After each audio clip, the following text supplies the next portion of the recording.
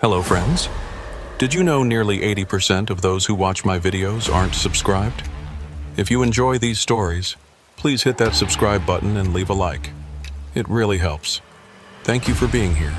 By the way, where are you watching from? Let me know in the comments. The CB radio went silent at exactly mile marker 127 on Interstate 40 through New Mexico, and Jake Morrison felt the absence of sound like a physical blow to his chest. For 15 years, he'd been hauling freight across America's highways, and in all that time, he'd never experienced anything quite like the oppressive quiet that suddenly filled his cab. The silence wasn't natural. It was the kind of electronic void that made experienced truckers reach for their radio knobs and start checking connections, wondering if their equipment had failed at the worst possible moment. Jake had been listening to the same conversation for the past 23 minutes, ever since he'd picked up the chatter just east of Albuquerque.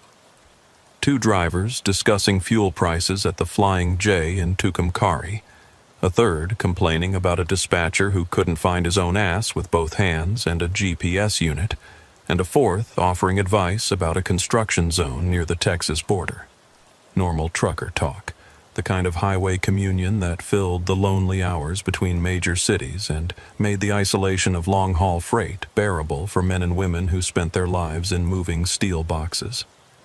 The conversation had been typical in every way, casual, profane, informative, and comforting in its familiarity. Drivers sharing information about fuel stops, weather conditions, enforcement activity, and the thousand small details that made the difference between a good run and a disaster. Jake had been half listening while monitoring his truck's performance, checking his mirrors and watching the New Mexico landscape roll past his windshield like frames from an old Western movie. Then, between one transmission and the next, the voices simply vanished. Jake Morrison wasn't a man who spooked easily. At 43 years old, he'd accumulated enough highway experience to fill a library of cautionary tales. He'd driven through ice storms that turned interstates into skating rinks, tornadoes that threw debris across highways like some angry god playing pickup sticks, and fog so thick he couldn't see his own hood ornament.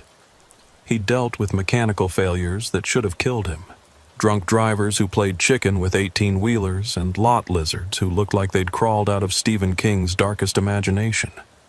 But something about the silence at mile marker 127 felt fundamentally different from the normal hazards of trucking life.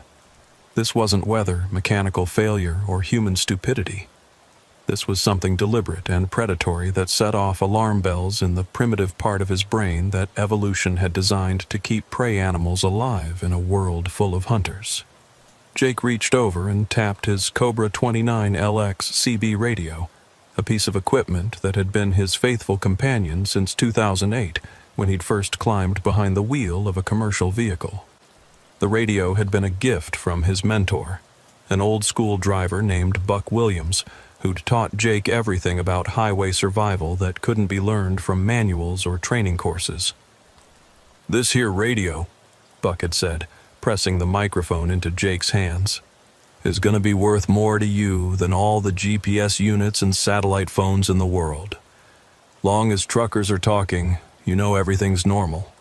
When they stop talking, that's when you start worrying." The Cobra's channel selector was still set to 19, the unofficial trucker frequency that carried traffic from coast to coast. The display showed strong signal strength with 5 bars indicating optimal reception conditions, but the speakers produced only the kind of electronic silence that made the hair on the back of Jake's neck stand up like he'd walked into a cemetery at midnight. He tried adjusting the squelch, checking the antenna connection, and cycling through nearby channels, but every frequency delivered the same unnatural quiet. Jake keyed his microphone, breaking his own cardinal rule about maintaining radio discipline on busy highways. "Breaker 19, this is Road Dog eastbound on I-40 at mile marker 127. Anyone got their ears on out there?" His transmission echoed back to him through the radio's speaker, confirming that his equipment was functioning properly. But no response came from the ether, no acknowledgement from the dozens of drivers who should have been within radio range on this heavily traveled freight corridor. It was as if every truck on Interstate 40 had suddenly vanished, leaving Jake alone on a highway that stretched through empty desert toward a horizon that seemed impossibly distant. Jake Morrison wasn't the kind of driver who jumped to supernatural conclusions or believed in conspiracy theories that blamed missing truckers on alien abductions or government cover-ups. He approached problems with the methodical logic of a man who'd learned to diagnose mechanical failures by sound, smell, and vibration. If something was wrong with his radio reception, there had to be a rational explanation. Atmospheric interference, equipment failure, or temporary dead zones created by geographic features that blocked radio signals. But as he continued eastward past mile marker 128, then 129, then 130, the silence persisted with the consistency of something artificial rather than natural. Jake had driven this stretch of I-40 hundreds of times over the past decade, and he knew the radio traffic patterns as well as he knew the locations of every truck stop and way station between Albuquerque and Amarillo.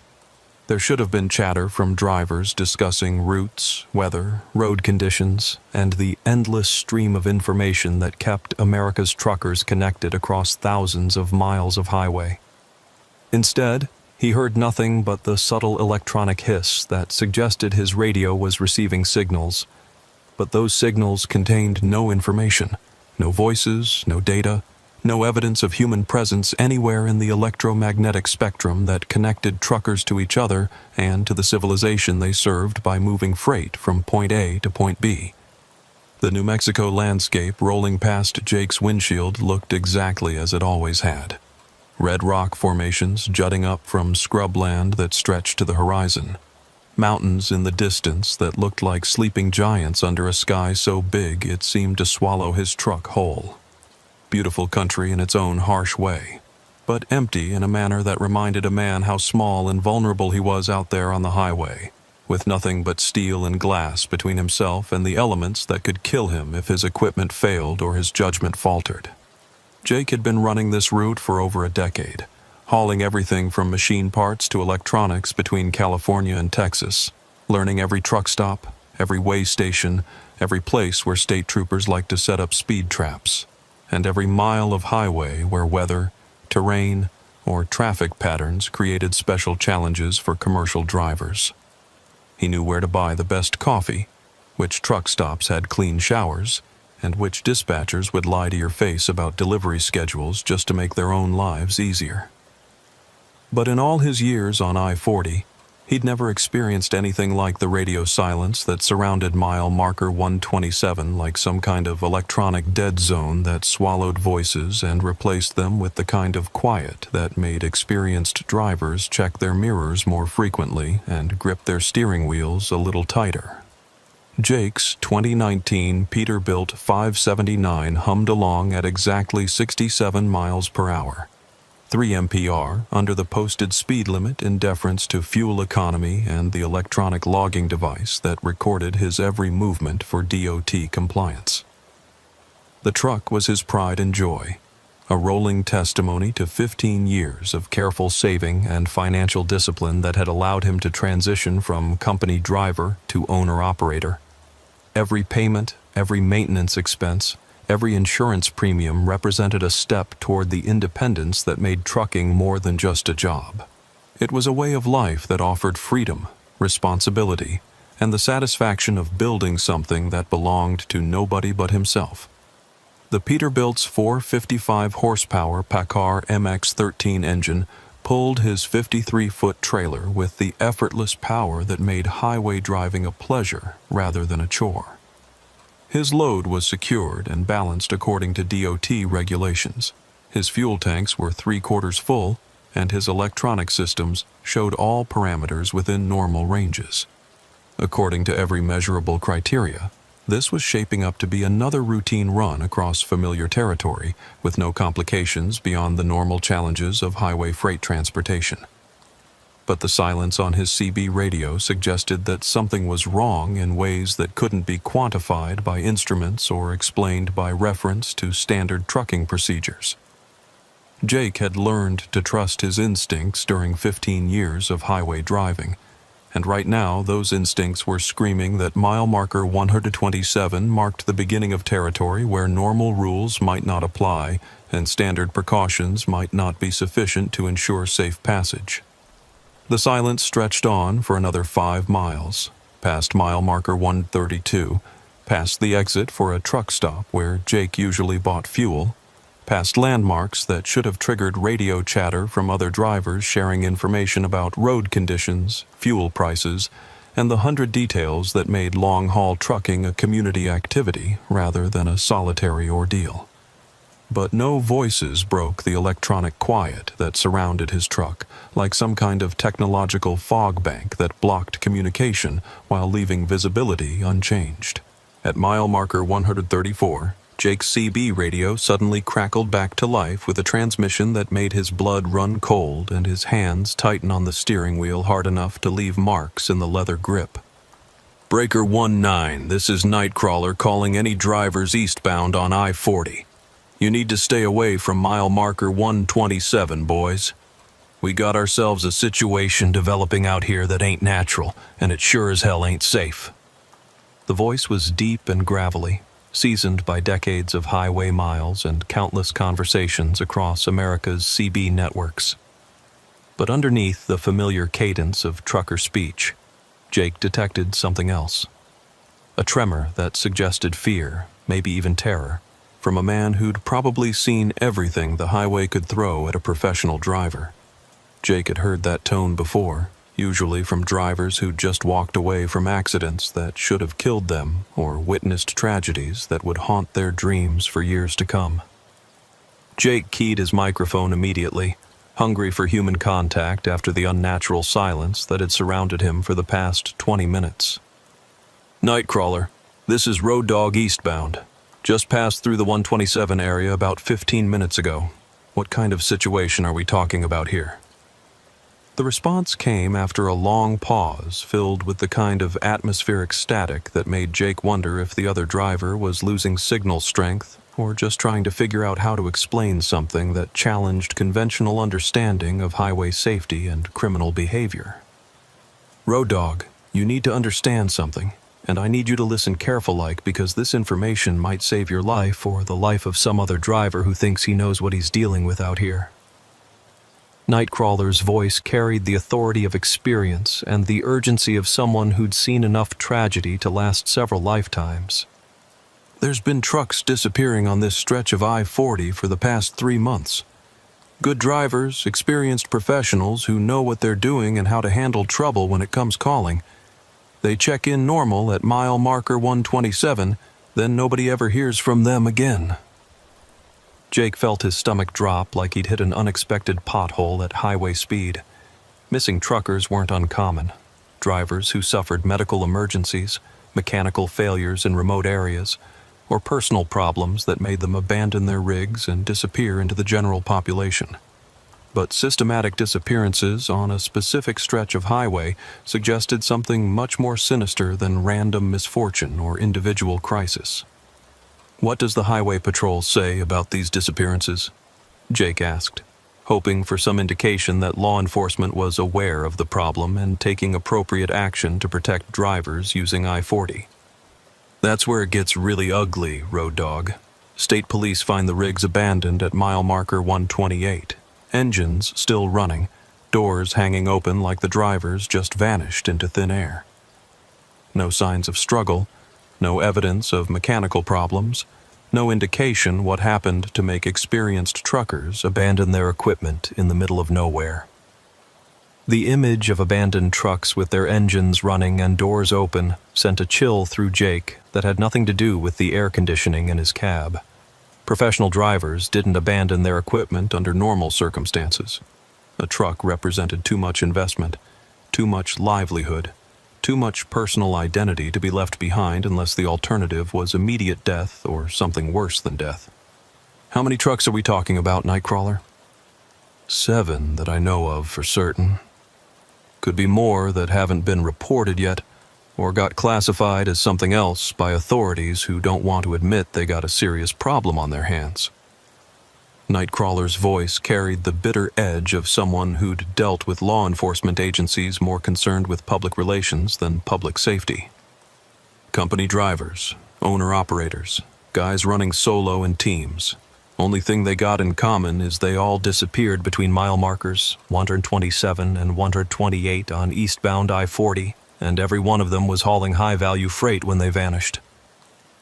Jake's mind immediately went to his current load, computer servers and networking equipment bound for data centers in Dallas. Cargo worth north of $2 million according to the bill of lading locked in his glove compartment.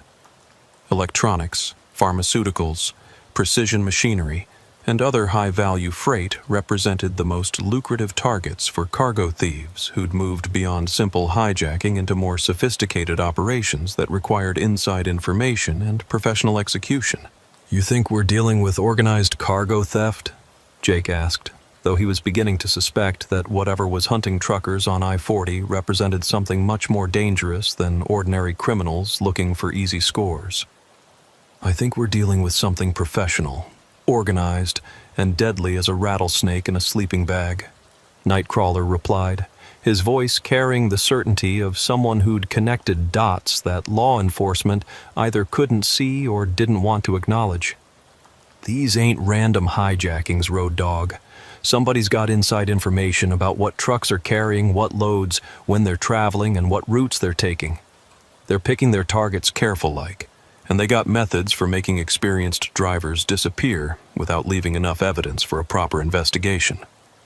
Jake checked his mirrors and scanned the horizon for other vehicles, suddenly aware that I-40 through this part of New Mexico seemed unusually empty for a major freight corridor during prime traveling hours. He should have been seeing other trucks, cars, RVs, and the normal mix of traffic that used the interstate system to cross the American Southwest. Instead, the highway stretched empty in both directions like some kind of automotive wasteland where vehicles went to disappear.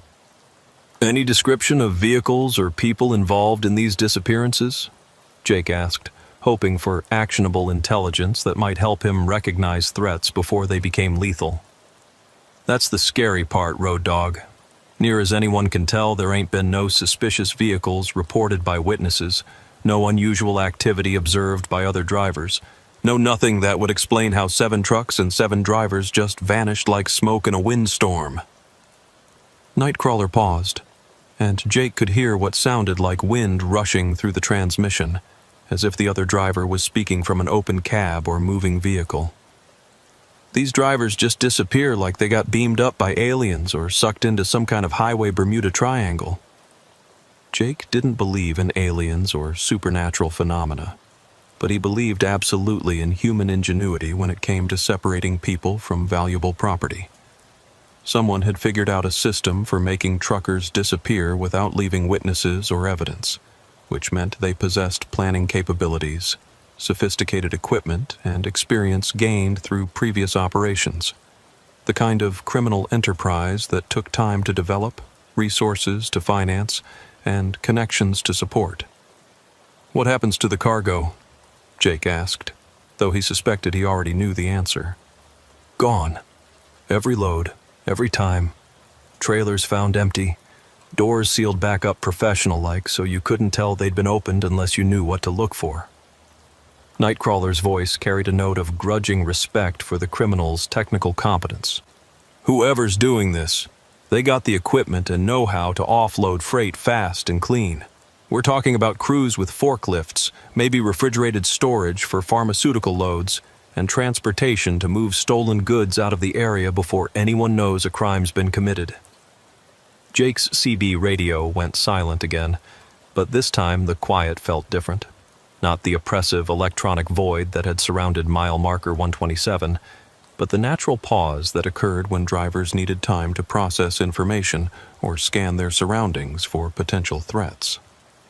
Jake used the silence to assess his situation and consider his options for avoiding whatever fate had befallen the 7 drivers who'd preceded him through this stretch of highway. His current load represented exactly the kind of high-value cargo that Nightcrawler had described as characteristic of the disappearance victims. Computer servers, networking equipment, and telecommunications hardware worth over $2 million, the kind of freight that would make cargo thieves salivate if they knew what was riding in the trailer behind his cab. Jake had been running high-value loads for years without significant problems, relying on good route planning, secure parking, and his own experience to avoid the predators who viewed truckers as mobile ATMs filled with merchandise instead of money. But if someone was systematically targeting expensive cargo on I-40, using inside information about load contents and delivery schedules, Jake was essentially driving a rolling bank vault with a target painted on his trailer in letters big enough to be seen from orbit. The criminals weren't just stealing random trucks. They were conducting surgical strikes against specific loads, using intelligence that could only come from sources inside the freight industry. Jake's radio crackled back to life as Nightcrawler resumed his transmission, but the signal seemed weaker and more distant than before, as if the other driver was moving away or encountering interference that degraded communication quality. "Road Dog, you still out there listening to this old fool ramble about things that probably sound like trucker fairy tales?" "I'm here, Nightcrawler, and nothing you've said sounds like fairy tales to me. Sounds like information that might keep me from becoming victim number 8 in whatever operation is hunting trucks on I-40. That's exactly what I was hoping you'd say, driver. Shows you got sense enough to take threats seriously instead of assuming that bad things only happen to other people." Nightcrawler's voice carried approval mixed with concern. "Question is, what are you going to do with this information now that you got it?" Jake had been asking himself the same question since Nightcrawler's first transmission had shattered the unnatural silence surrounding mile marker 127.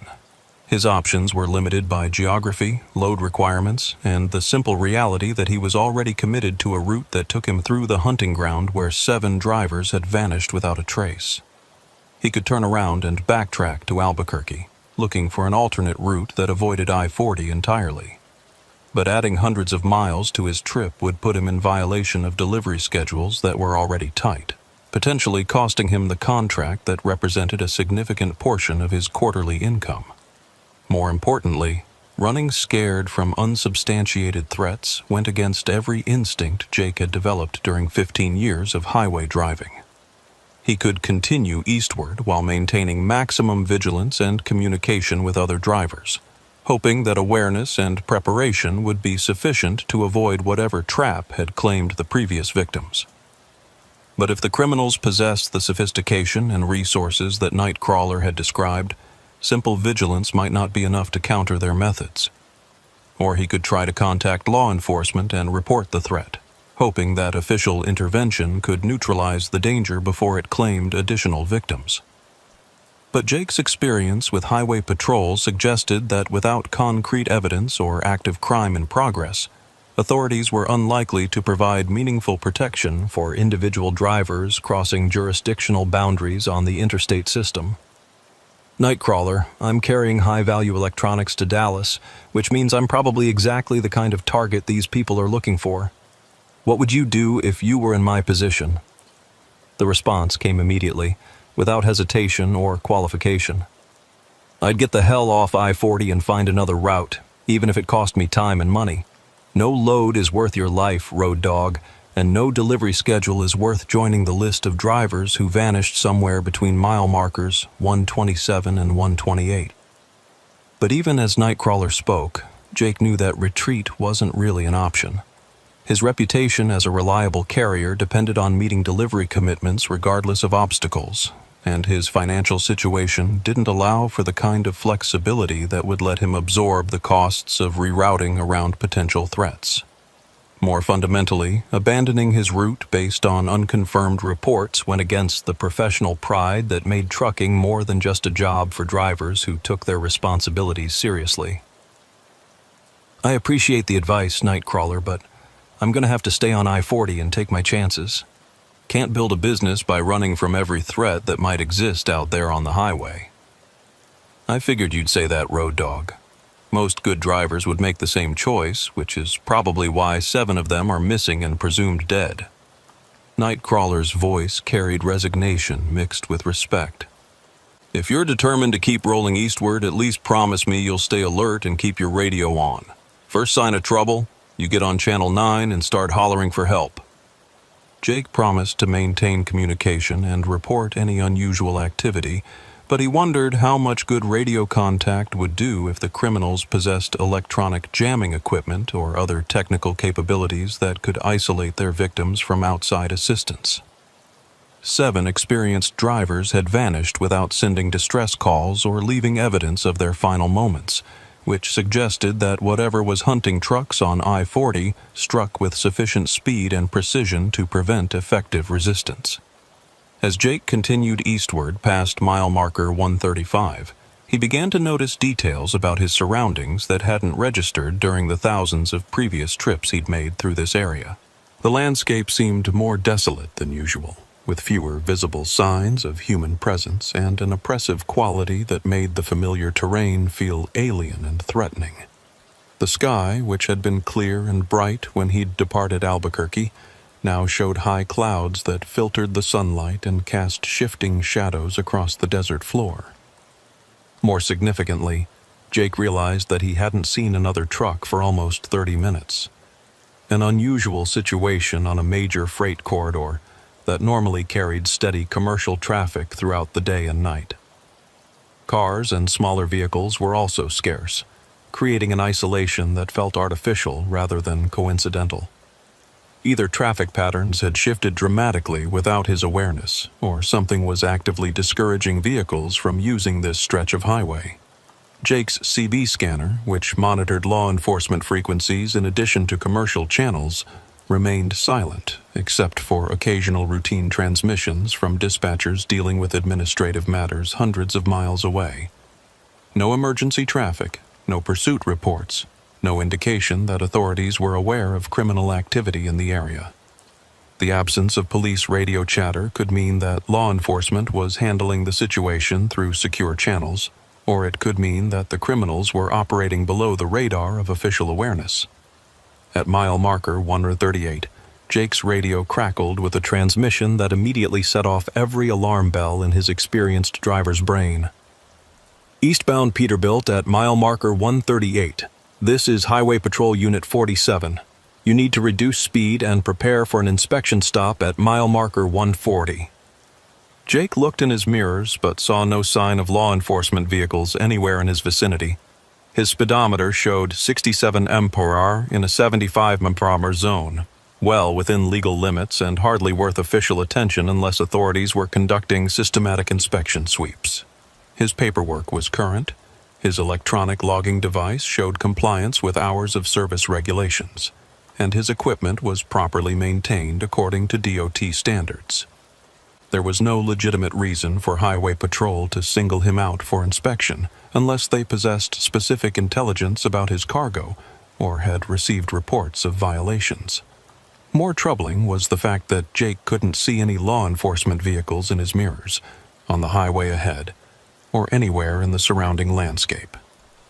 Highway Patrol units conducting roadside inspections typically positioned themselves visibly to ensure driver compliance and officer safety. The absence of visible patrol cars suggested either that the officer was using unmarked vehicles or that the transmission was fraudulent. Jake keyed his microphone, trying to sound cooperative while seeking information that would confirm the legitimacy of the inspection request. "Highway Patrol Unit 47. This is the eastbound Peterbilt. I don't show any law enforcement vehicles in my area. Can you provide your location and vehicle description for my logbook records?" The response came immediately, delivered in a voice that sounded official and professional but somehow wrong in ways that Jake couldn't immediately identify. The speech patterns were correct, the terminology appropriate, but something about the transmission felt rehearsed rather than spontaneous. "Peterbilt driver, we are positioned ahead of your location using unmarked units for enhanced enforcement activities. Reduce speed to 45 mph and activate your hazard lights. This is a routine cargo inspection that should take approximately 20 minutes. Several aspects of the transmission struck Jake as suspicious. Highway patrol officers typically identified themselves by name and badge number when conducting official business. They provided specific locations and detailed instructions about where drivers should stop for inspections. Most importantly, they used marked patrol cars for roadside inspections to ensure officer visibility and driver compliance. The reference to enhanced enforcement activities using unmarked units sounded like official jargon, but Jake had never encountered highway patrol operations that relied on invisible officers and unmarked vehicles for routine cargo inspections. Moreover, the instruction to reduce speed to 45 mph would create a significant hazard on an interstate highway where traffic normally moved at 75 out and 80 mph. Jake made a decision that would either save his life or mark him as an uncooperative driver who created problems for legitimate law enforcement officers. Unit 47, I'm going to need your badge number, supervisor contact information, and dispatch confirmation before I comply with any inspection request. Department policy requires verification of authority for roadside stops. The silence that followed Jake's transmission lasted almost 30 seconds, too long for a legitimate officer who should have been prepared to provide identification and procedural information. When the voice returned, it carried a subtle edge that hadn't been present in the earlier transmissions. Peterbilt driver, failure to comply with lawful orders will result in additional charges and penalties. You are required to stop immediately for inspection. Jake's CB scanner, which monitored law enforcement frequencies throughout New Mexico and surrounding states, showed no radio traffic that would indicate patrol units conducting enforcement activities in his area. No dispatch communications, no officer check-ins, no coordination between agencies that would suggest legitimate police operations on I-40. The absence of official radio traffic confirmed Jake's suspicion that the highway patrol transmissions were fraudulent. The realization hit him like a physical blow. Someone was impersonating law enforcement officers to make trucks stop voluntarily, probably using the same technique that had been employed against the 7 drivers who disappeared between mile markers 127 and 128. If Jake had complied with the fake inspection order, he would have become victim number 8 in an operation that had perfected the art of making truckers disappear without a trace.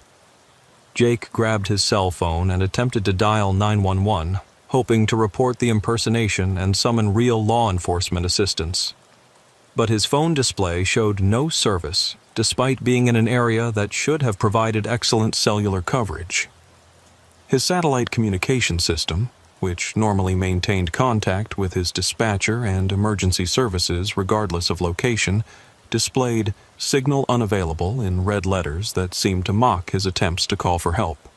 Someone was jamming his communications, cutting him off from outside contact, just as they'd probably done to the 7 drivers who'd preceded him into this technological dead zone. The equipment required for effective signal jamming wasn't available to ordinary criminals, which meant Jake was dealing with professionals who possessed sophisticated hardware and knew how to use it effectively. The fake highway patrol voice returned to his CB radio, sounding less professional and more threatening than in previous transmissions. Peterbilt driver, you will comply with inspection orders immediately. Continued resistance will result in additional enforcement action. Jake keyed his microphone and put every ounce of authority and determination he could muster into his response. This is Jake Morrison, owner-operator of Road Dog Transport, driving eastbound on I-40 at mile marker 139. I am not stopping for any inspection that cannot be verified through proper law enforcement channels. I am proceeding to the nearest truck stop and will cooperate with properly identified officers only. The response was immediate and chilling in its implications. Mr. Morrison, we know what you're carrying, we know where you're headed, and we know how much your cargo is worth. You can stop now and make this easy for everyone involved, or we can make it hard. Your choice. But either way, you're not leaving this area with that trailer. The use of his name confirmed Jake's worst fears about the scope and sophistication of the operation hunting trucks on I-40. The criminals possessed detailed information about his identity, his cargo, and his delivery schedule, intelligence that could only come from sources inside the freight industry or from systematic surveillance of commercial transportation networks. This wasn't random crime or opportunistic theft. This was targeted predation, based on inside knowledge of high-value shipments, executed by professionals who'd spent time and resources developing methods for making truckers disappear without leaving evidence that could support criminal prosecutions or civil lawsuits. Jake pushed his accelerator to the floor, overriding his truck's speed governor and forcing his Peterbilt beyond the manufacturer's recommended operating parameters. His engine roared in protest as he demanded maximum performance from equipment designed for efficiency rather than emergency operation. The trailer behind him began to sway and buck as his speed climbed past 80 mph, then 85, then 90, creating handling characteristics that threatened to exceed his control skills. But speed was his only advantage against whatever was hunting him on I-40. If he could reach populated areas, truck stops, or locations with genuine law enforcement presence, he might be able to escape the trap that had claimed 7 previous victims. In his mirrors, Jake caught sight of vehicles approaching from behind, not highway patrol cruisers with emergency lights and official markings, but pickup trucks and SUVs that moved with the coordinated precision of a military formation. The vehicles were dark-colored and unremarkable, the kind of transportation that wouldn't attract attention in normal traffic, but possessed the performance characteristics needed to pursue a truck running at maximum speed.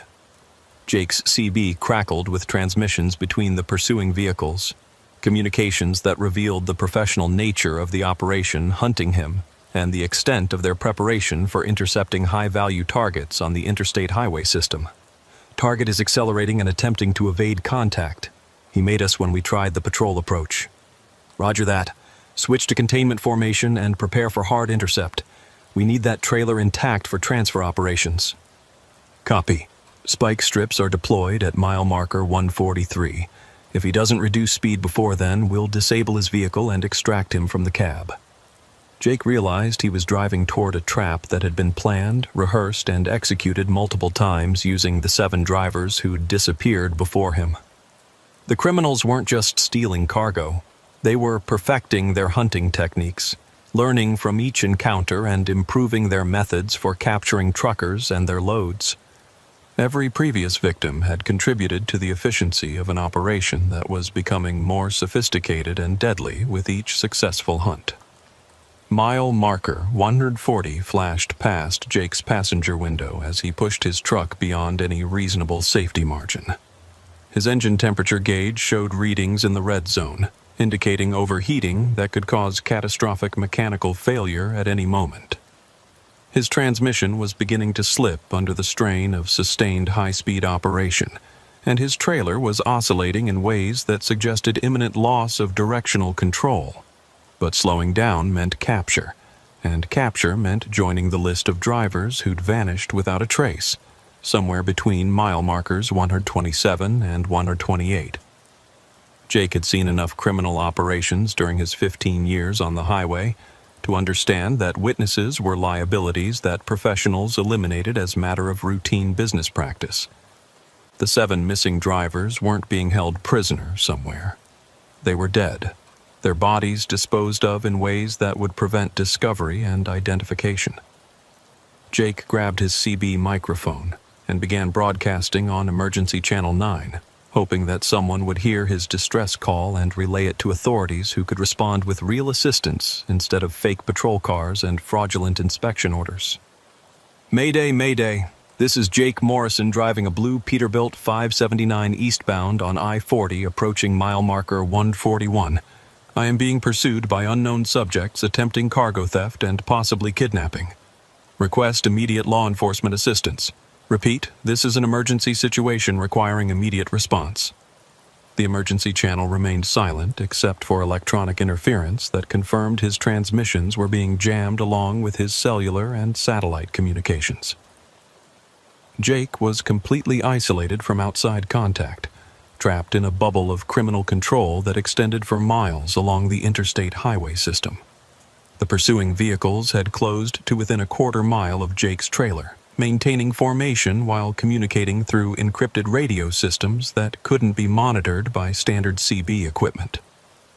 Jake could see at least 4 vehicles in his mirrors, probably more positioned ahead of his route to cut off escape routes and funnel him toward the spike strips that would end his flight at mile marker 143. Mile marker 142 appeared in Jake's headlights, followed immediately by the sight of something stretched across the highway ahead, a line of tire-puncturing spikes positioned to disable his truck and bring his escape attempt to a violent conclusion. The trap was perfectly positioned just before a long uphill grade that would have forced him to reduce speed, even if his tires remained intact. Jake made a desperate decision that would either save his life or kill him in the next 30 seconds. Instead of hitting the spike strip at 90 mph and losing control when his tires exploded, he yanked his steering wheel hard to the right and sent his truck careening down the steep embankment beside the interstate. His trailer whipped sideways as he left the pavement, breaking free from his tractor and beginning to roll down the hillside in a shower of sparks and twisted metal. Computer servers and networking equipment worth over $2 million scattered across the desert floor like technological confetti, their cases cracking open and spilling circuit boards and cables across the rocky terrain. Jake's cab bounced and bucked as it plowed through sagebrush and jumped over rocks, his seatbelt cutting into his chest and his head slamming against the driver's side window hard enough to crack the safety glass. The steering wheel spun in his hands as his front wheels caught ruts and holes that threw his truck sideways, threatening to roll him over and crush him inside his own vehicle. But the steep downhill trajectory carried Jake away from the spike strips and the vehicles that had been pursuing him, putting distance between him and his would-be captors, while gravity provided the propulsion that his overheated engine could no longer deliver. The embankment was steep enough to prevent pursuit by the pickup trucks and SUVs that had been chasing him, creating a temporary barrier that might give him time to escape on foot if his truck couldn't be restored to running condition. When Jake's Peterbilt finally came to rest against a cluster of boulders at the bottom of the embankment, he was bloodied and shaken, but miraculously alive. His cab was dented and scraped from its collision with desert vegetation and rock formations, but the basic structure remained intact, and his engine was still running despite the abuse he'd subjected it to during his high-speed escape attempt. Jake climbed out of his truck on unsteady legs, his head ringing from the impact with his side window, and his ribs aching from the seatbelt that had probably saved his life during the wild ride down the embankment. Behind him, his trailer lay on its side like a beached whale, its cargo scattered across hundreds of yards of desert terrain where recovery would be difficult and expensive. But he was alive, which was more than could be said for the 7 drivers who'd preceded him through the hunting ground between mile markers 127 and 128. His escape had been desperate and destructive, but it had broken the pattern that had allowed criminals to operate with impunity for over 3 months. Above him on the interstate, Jake could hear vehicles moving back and forth, their engines echoing off the canyon walls as his pursuers tried to decide whether to follow him into the desert or abandon their operation before real law enforcement arrived to investigate the obvious signs of a high-speed chase and violent crash. The spike strips would have to be removed, the fake patrol transmissions would have to cease, and the entire hunting operation would need to shift to a different location or different tactics. Jake started climbing toward a cluster of lights visible in the distance, a truck stop that represented safety, communication with the outside world, and the possibility of summoning help before the criminals decided that leaving a witness alive was too dangerous to tolerate. The climb was treacherous in the darkness, with loose rocks and hidden crevices that threatened to turn an ankle or send him tumbling back down the embankment. But every step took him farther from the trap that had been set between mile markers 127 and 128. The truck stop turned out to be nearly 2 miles from the crash site, a distance that took Jake almost an hour to cover across terrain that seemed designed to punish anyone foolish enough to travel it on foot. By the time he stumbled into the bright lights of the travel plaza, his clothes were torn, his hands were bleeding from climbing over rocks, and his head was pounding from the concussion he'd probably sustained when his truck went off the highway. But he was alive, conscious and able to tell his story to the New Mexico State police officers who responded to his 911 call with the speed and professionalism that Jake had been hoping for during his desperate flight from the criminals who'd been hunting trucks on I-40. The investigation that followed Jake's escape revealed the scope and sophistication of the criminal operation that had been terrorizing commercial drivers for months without attracting sufficient law enforcement attention to shut down their activities. The mile marker murders, as the media eventually labeled the case, involved a network of criminals with access to freight databases, sophisticated communication jamming equipment, detailed knowledge of law enforcement procedures, and connections throughout the trucking industry that allowed them to identify high-value targets and plan their interceptions with military-style precision. Detective Maria Santos of the New Mexico State Police had been investigating reports of missing truckers for weeks without finding enough evidence to support a major criminal investigation. Individual drivers disappearing on remote highways wasn't unusual. Medical emergencies, personal problems, and mechanical failures claimed truckers regularly across the American Southwest. But Jake Morrison's detailed account of his encounter with fake law enforcement officers, electronic jamming equipment, and coordinated pursuit vehicles provided the first concrete evidence that the disappearances were connected and criminal in nature. Mr. Morrison's survival gave us our first real break in a case that was starting to look unsolvable, Detective Santos explained during a press conference held 3 days after Jake's escape. Without his testimony and the physical evidence from the crash site, we might never have understood that we were dealing with an organized criminal enterprise rather than random accidents or isolated incidents. The crash site investigation yielded a treasure trove of evidence that had been missing from the previous 7 disappearance cases: tire tracks from multiple vehicles, electronic equipment used for radio jamming, remnants of the spike strips that had been deployed to stop Jake's truck, and, most importantly, surveillance video from traffic cameras that had recorded portions of the high-speed pursuit. The video evidence showed at least 6 vehicles involved in the operation: pickup trucks, SUVs, and a semi-trailer that had been positioned ahead of Jake's route to transport stolen cargo away from the interception site.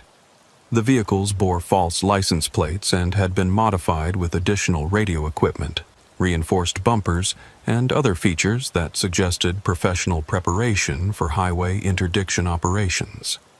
More disturbing was the discovery that the criminals had been monitoring law enforcement radio frequencies and coordinating their activities to avoid patrol units and avoid creating situations that would attract official attention.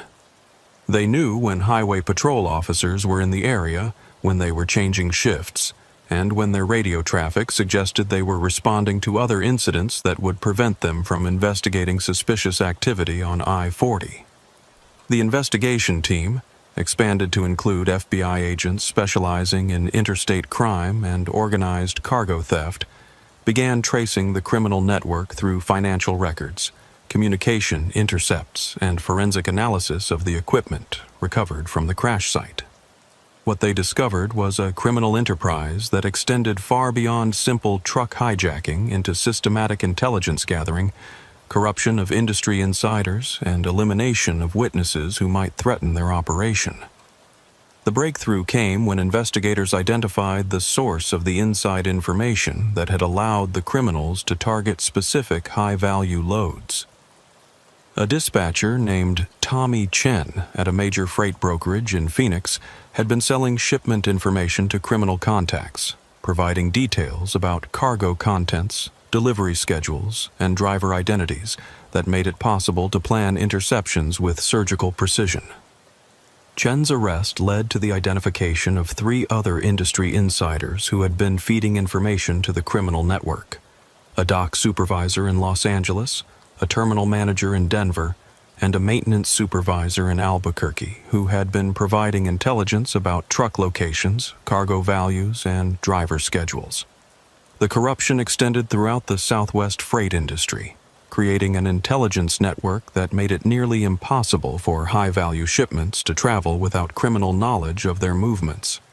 The arrest operation that followed involved coordinated raids across 4 states, targeting the criminal network at truck stops, warehouses, and private residences where stolen cargo was being processed and prepared for resale. The scope of the operation shocked even experienced law enforcement officers who thought they'd seen every variation of organized crime that American highways could produce. The criminal network had been operating for over 2 years, responsible for the theft of cargo worth more than $50 million and the disappearance of at least 12 drivers across New Mexico, Arizona, Colorado, and Texas. The 7 drivers who'd vanished on I-40 represented only a portion of their victims. Other hunters had been working different highways, using similar techniques to intercept trucks and eliminate witnesses who might threaten their operation. The recovery of stolen goods led investigators to warehouses in Mexico where truck trailers were being systematically stripped of their contents and the valuable cargo repackaged for sale through criminal networks that extended throughout North America. Electronics, pharmaceuticals, automotive parts, and other high-value freight were being funneled into black market distribution systems that made it nearly impossible to trace stolen goods to their ultimate destinations. But the most disturbing discovery was the evidence of what had happened to the missing drivers.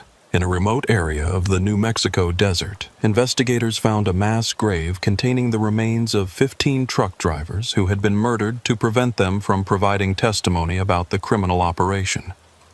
The victims had been executed with professional efficiency, their bodies buried in a location where they might never have been discovered if the criminal network hadn't been broken up through Jake Morrison's escape and subsequent investigation. Among the victims was Randy Coleman, a 47-year-old owner-operator from Oklahoma who had disappeared 6 months earlier while hauling computer equipment to California. His wife had filed missing person reports with multiple law enforcement agencies, but without evidence of foul play, the case had been classified as a voluntary disappearance and given minimal investigative priority. Also recovered were the remains of David Park, a 38-year-old company driver from Colorado who had vanished while hauling pharmaceuticals to Texas 3 months before Jake's encounter with the criminal network.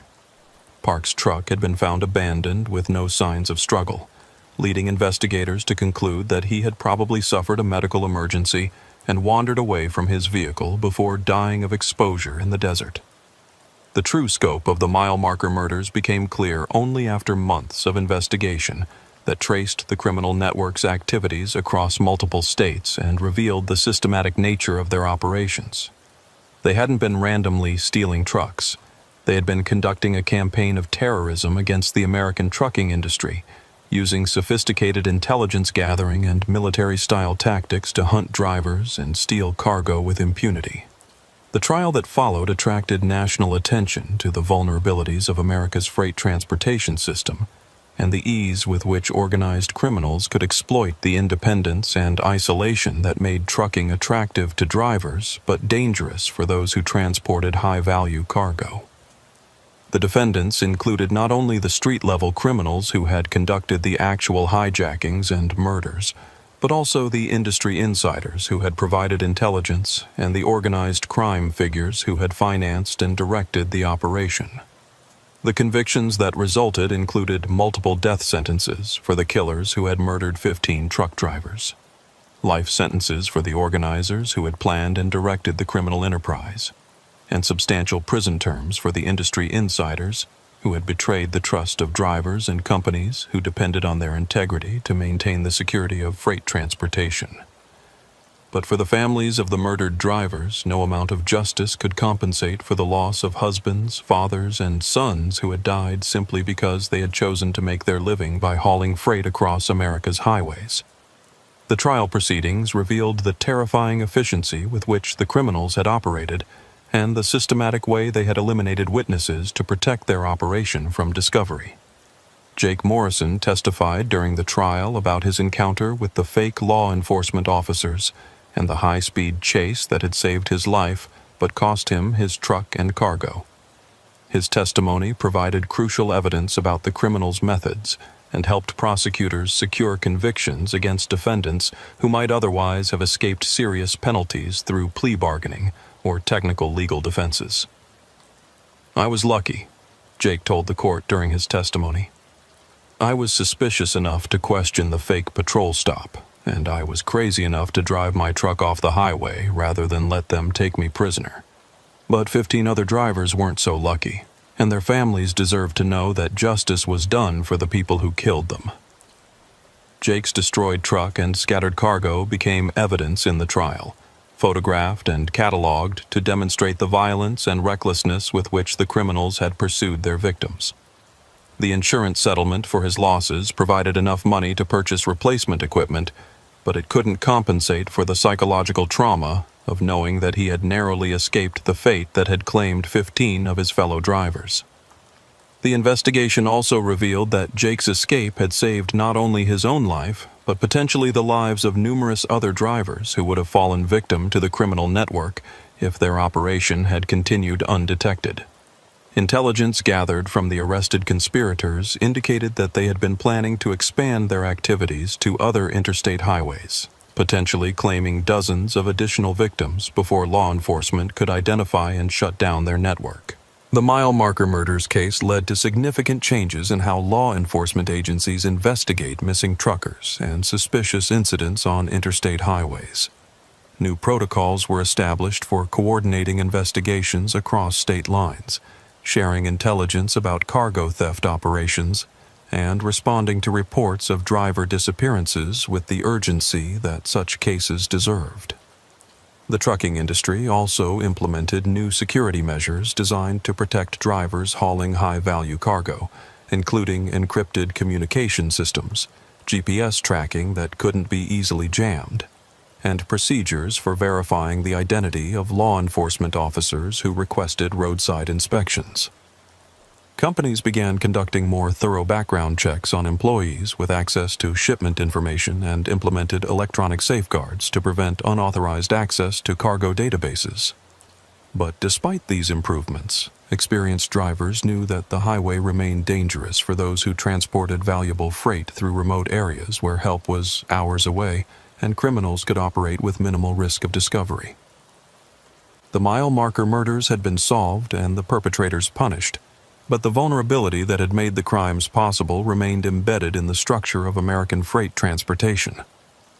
Jake Morrison returned to trucking after taking several months off to recover from his injuries and testify in the trial proceedings.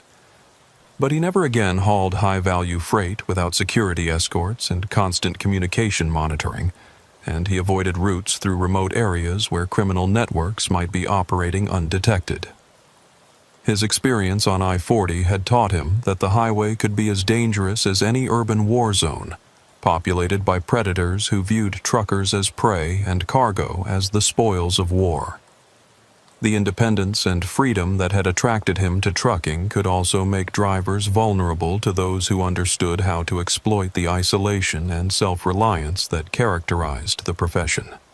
Other drivers sought out Jake at truck stops and industry gatherings, wanting to hear firsthand about his encounter with the mile marker murderers and learn from his experience about recognizing and avoiding similar threats.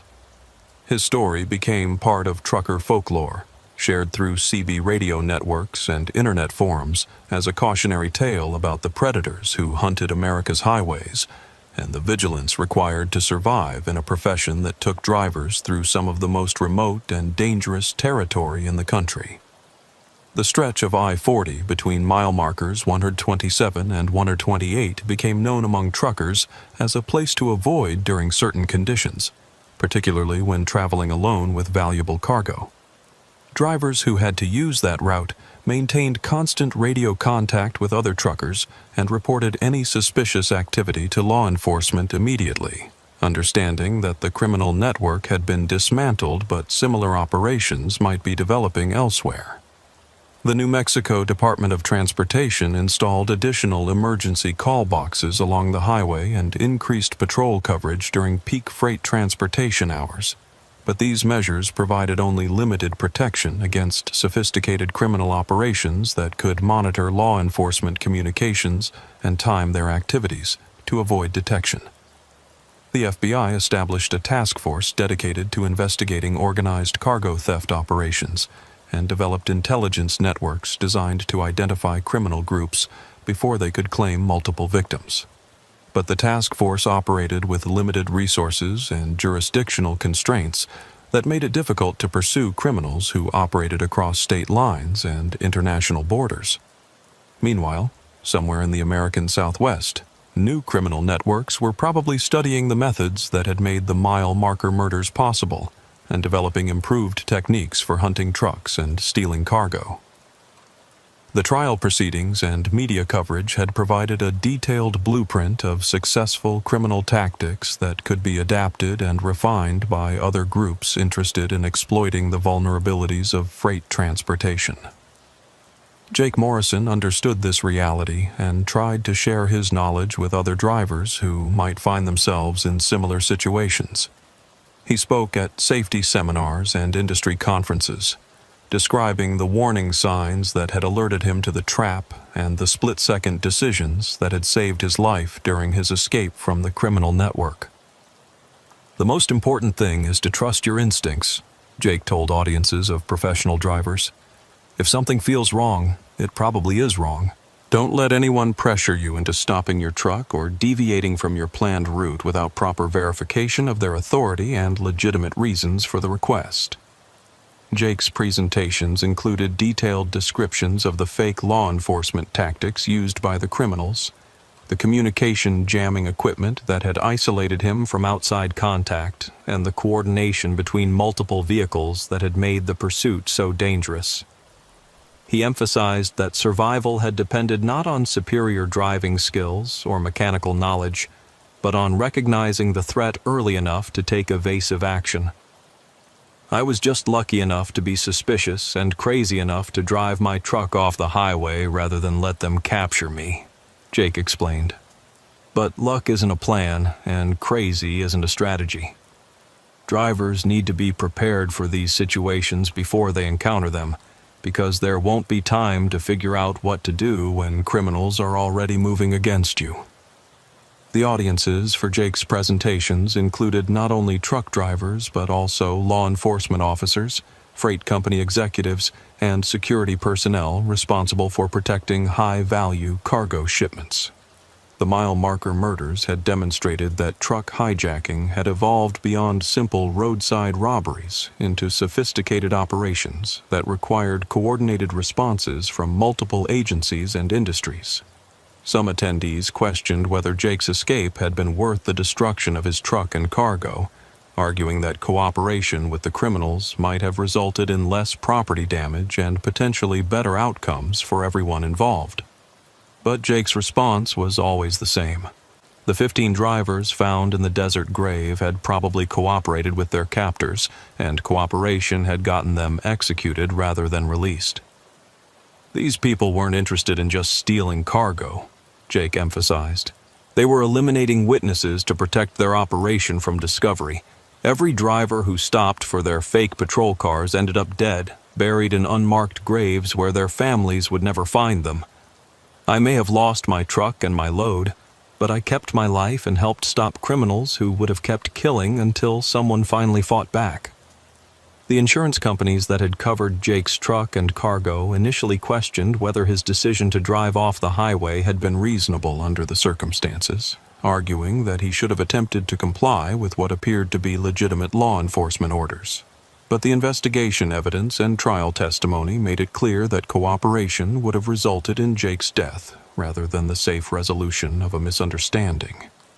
The settlement negotiations that followed established important precedents for how insurance companies would handle claims related to criminal activity, particularly in cases where drivers were forced to choose between potential property damage and probable loss of life.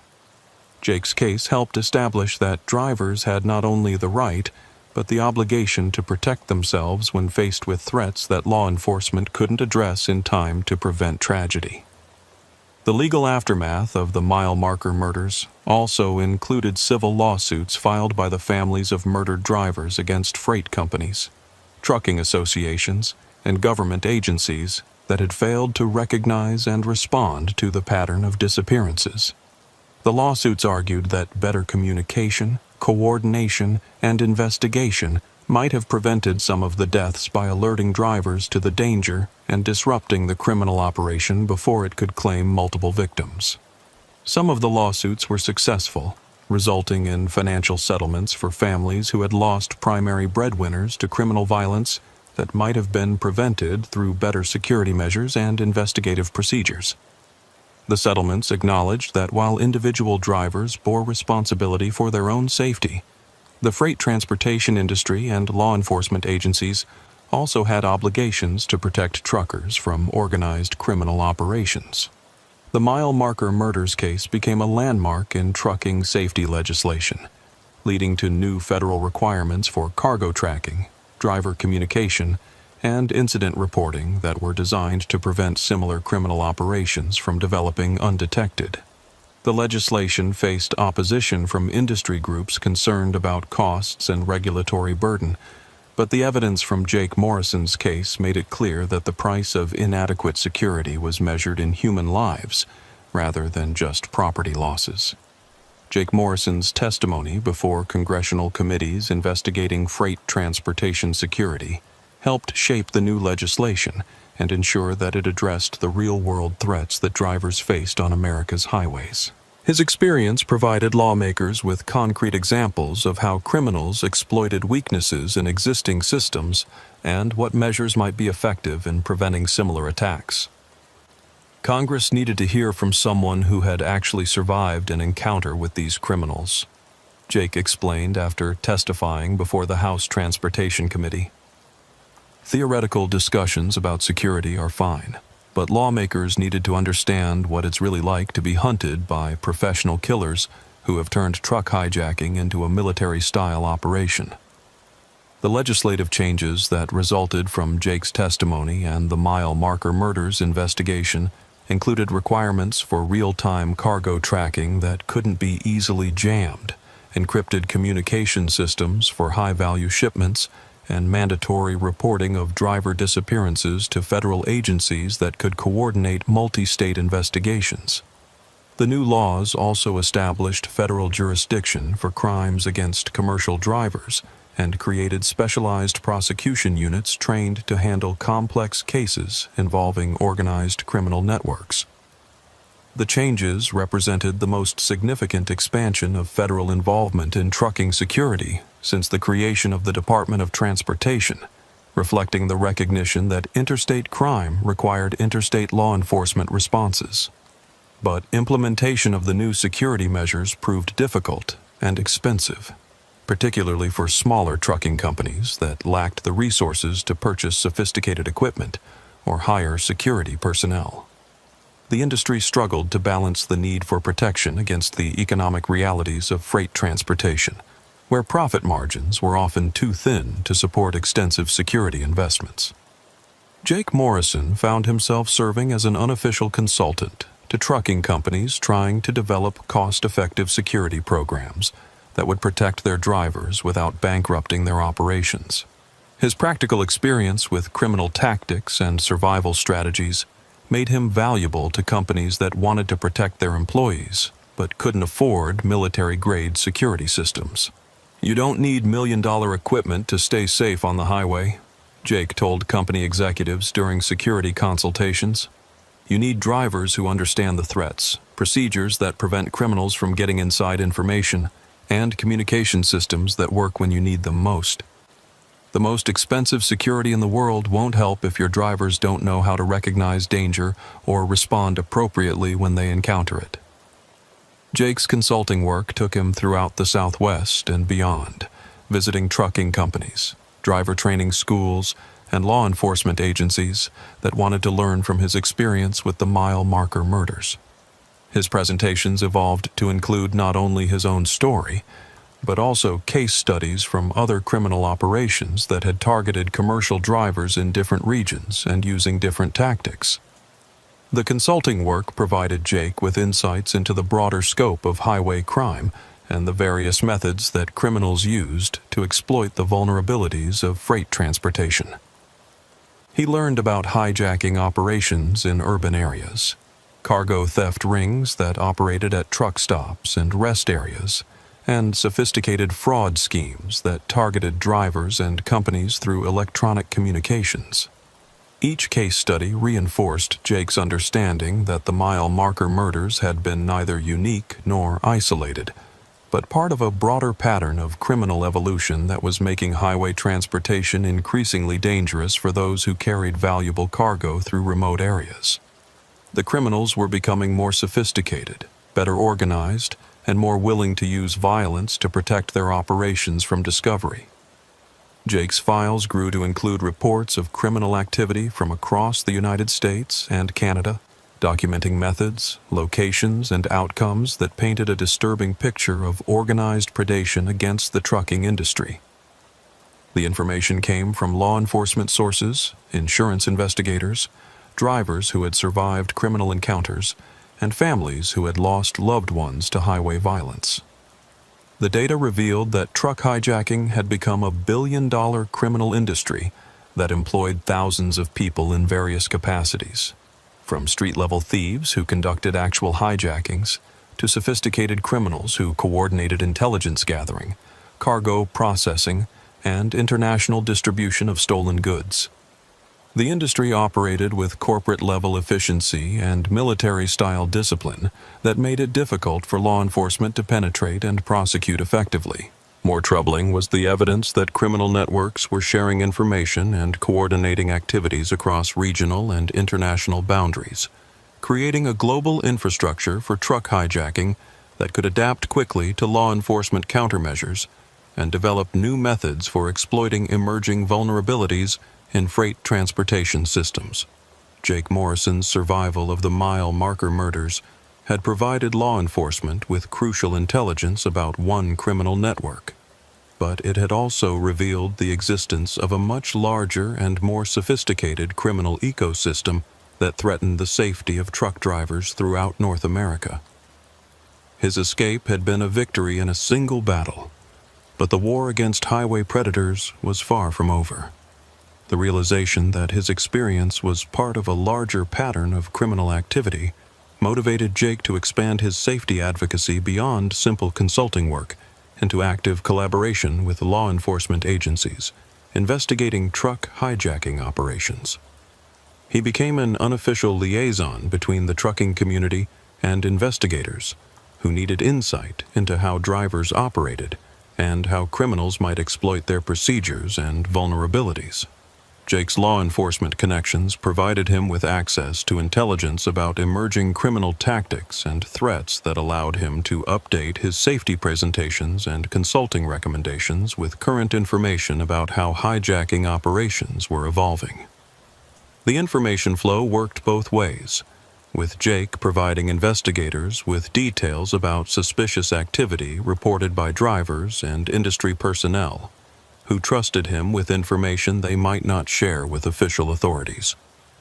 The informal intelligence network that developed around Jake's activities became an important tool for identifying and disrupting criminal operations before they could claim multiple victims. Drivers, dispatchers, terminal personnel, and other industry workers began reporting suspicious patterns and unusual incidents to Jake, who could analyze the information and determine whether it suggested coordinated criminal activity that warranted law enforcement attention. But success in breaking up the mile marker murder network had also made Jake a target for other criminal organizations that viewed him as a threat to their operations.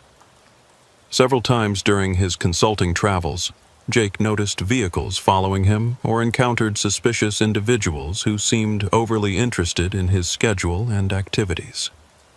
The attention served as a constant reminder that survival of one criminal encounter didn't guarantee safety from future threats.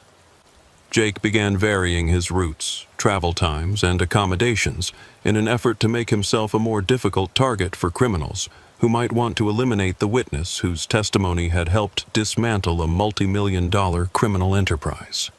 He carried personal protection equipment and maintained communication protocols that would alert law enforcement if he failed to check in according to predetermined schedules. The precautions were necessary but exhausting, adding layers of complexity and stress to activities that should have been routine business travel. Jake found himself constantly scanning for threats, analyzing the motivations of people he encountered, and questioning whether normal social interactions might be attempts to gather intelligence for criminal purposes.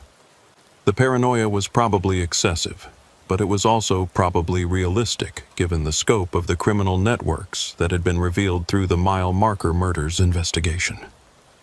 Jake had helped put dangerous people in prison for life, and those people had friends, associates, and successors who might view revenge as a necessary business expense or deterrent against future cooperation with law enforcement.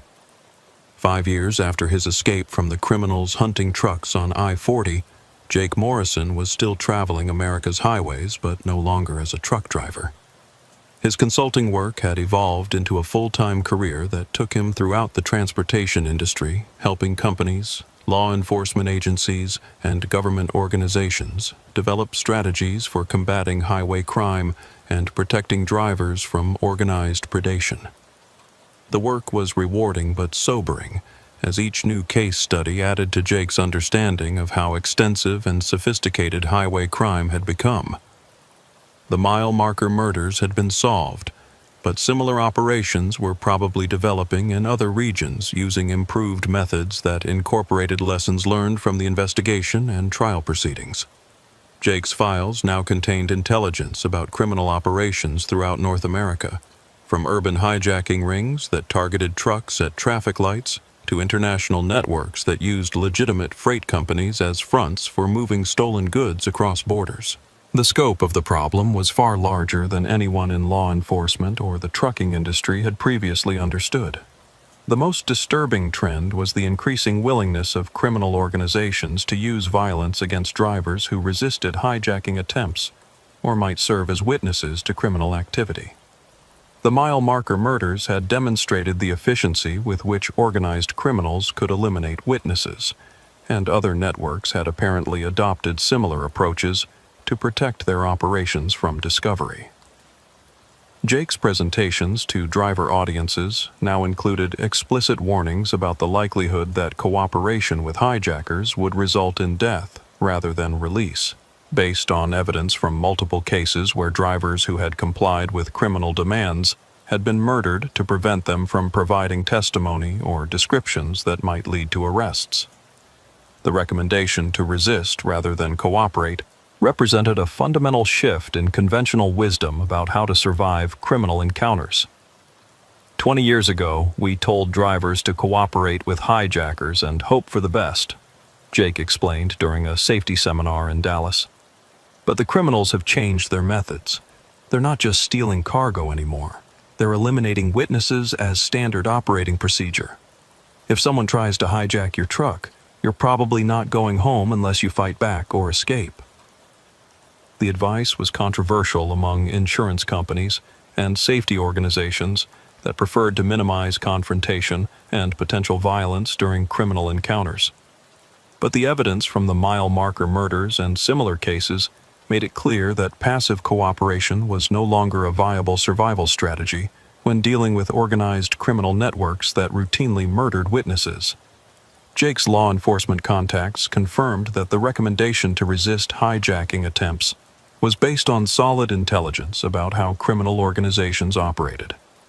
The days when truck hijackers might release drivers after stealing their cargo were largely over, replaced by systematic elimination of witnesses that made cooperation tantamount to suicide. The shift in criminal tactics had profound implications for how drivers approached their personal security and how companies planned routes and scheduled deliveries. High-value cargo could no longer be transported through remote areas without armed security or technological protection that made hijacking difficult or impossible. Some trucking companies began using convoy systems for valuable shipments, with multiple trucks traveling together to provide mutual protection and reduce the likelihood of successful hijacking attempts. Others invested in armored cabs, satellite tracking systems that couldn't be jammed, and emergency communication equipment that could summon help even when standard radio and cellular systems were compromised. But the most effective protection remained driver awareness and the ability to recognize threats before they became lethal. Jake's training programs focused on teaching drivers to identify suspicious activity, assess their vulnerability in different situations, and make appropriate decisions about when to fight, when to flee, and when to comply with criminal demands.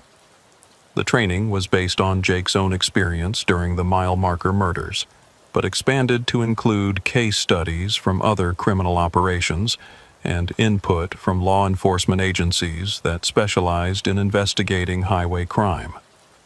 The result was a comprehensive approach to driver security that addressed threats ranging from simple theft to organized kidnapping and murder.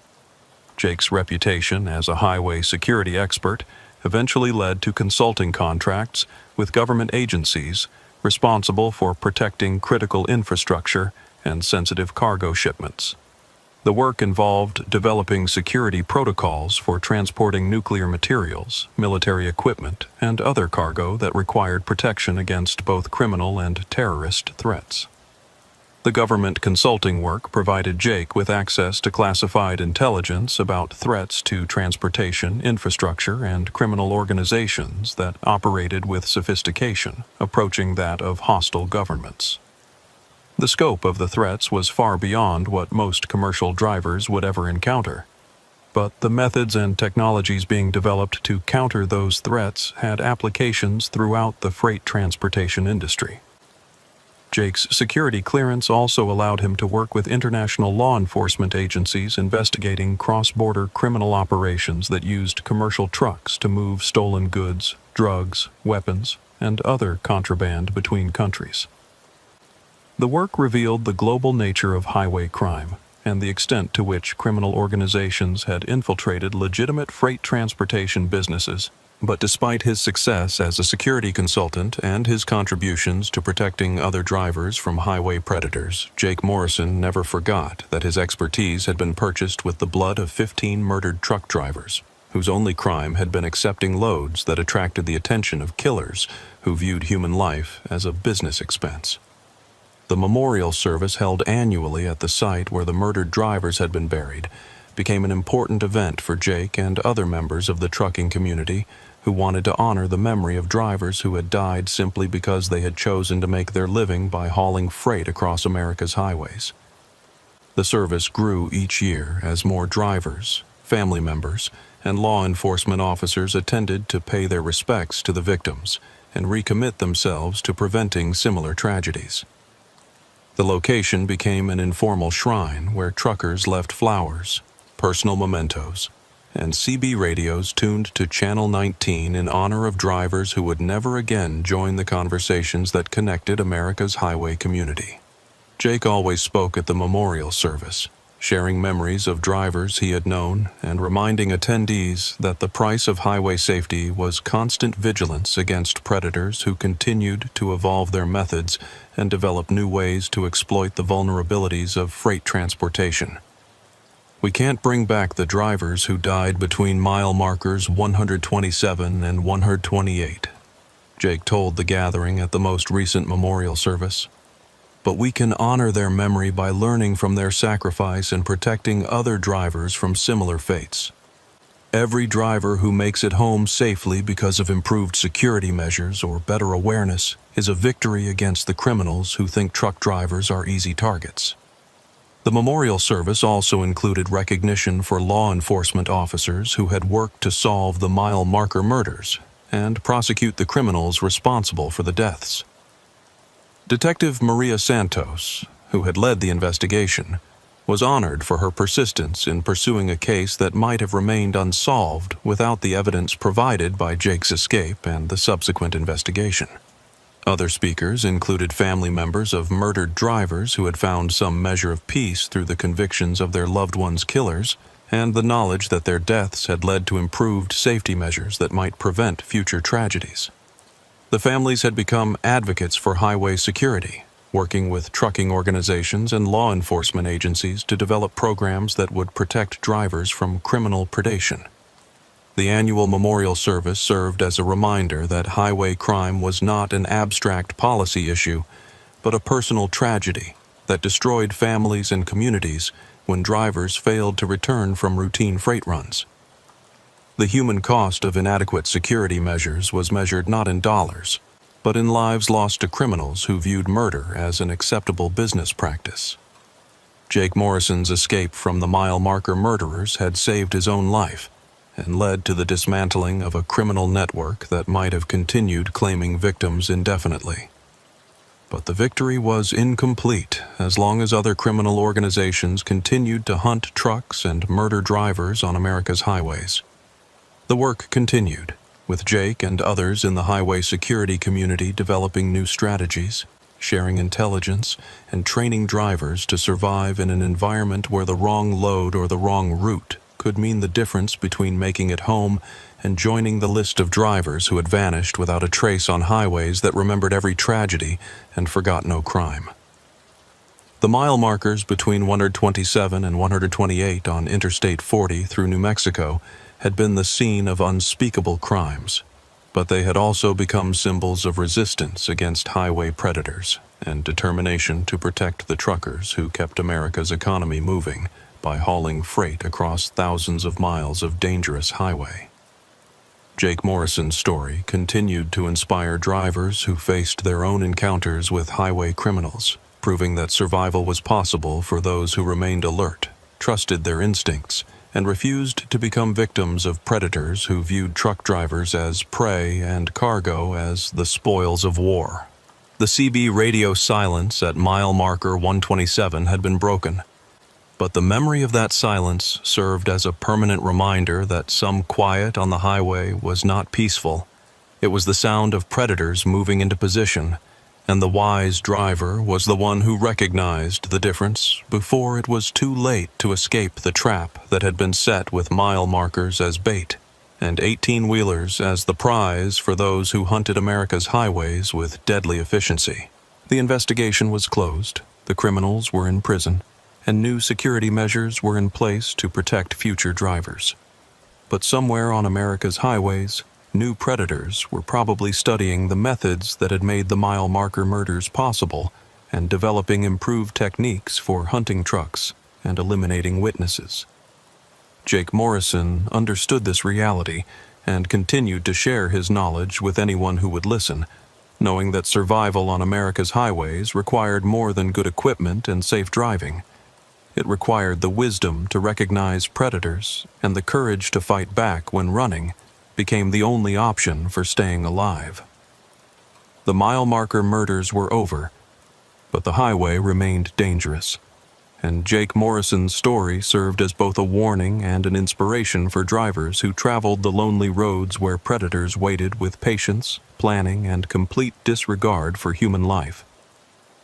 His escape had proved that survival was possible, but only for those who remained vigilant and prepared to make the hard choices that could mean the difference between life and death when the highway revealed its true nature as a hunting ground where the stakes were measured in human lives.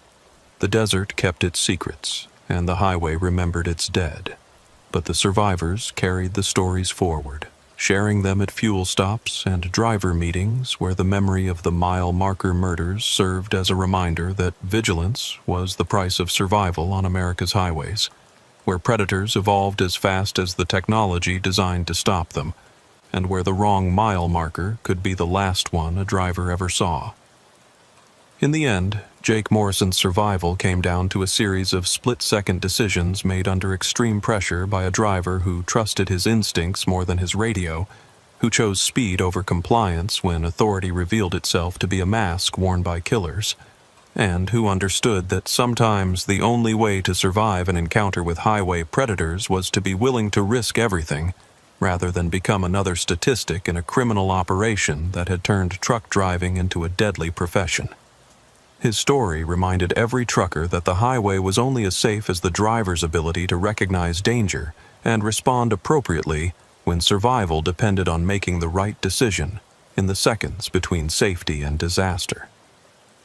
The mile marker murders were solved, but the lessons they taught about highway predators and driver survival remained relevant for anyone who made their living behind the wheel of a commercial vehicle.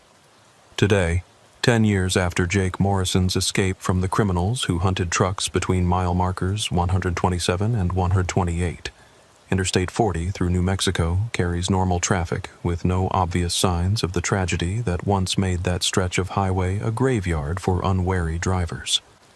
New rest areas have been built, additional emergency call boxes installed, and patrol coverage increased to provide better protection for commercial traffic. But experienced drivers who knew the history of the mile marker murders still felt a chill when they passed through that area, particularly during the overnight hours when visibility was limited and help was far away. The highway itself looked the same as it always had: red rock formations, endless scrubland, mountains in the distance. But the knowledge of what had happened there changed how drivers perceived the landscape and assessed their vulnerability.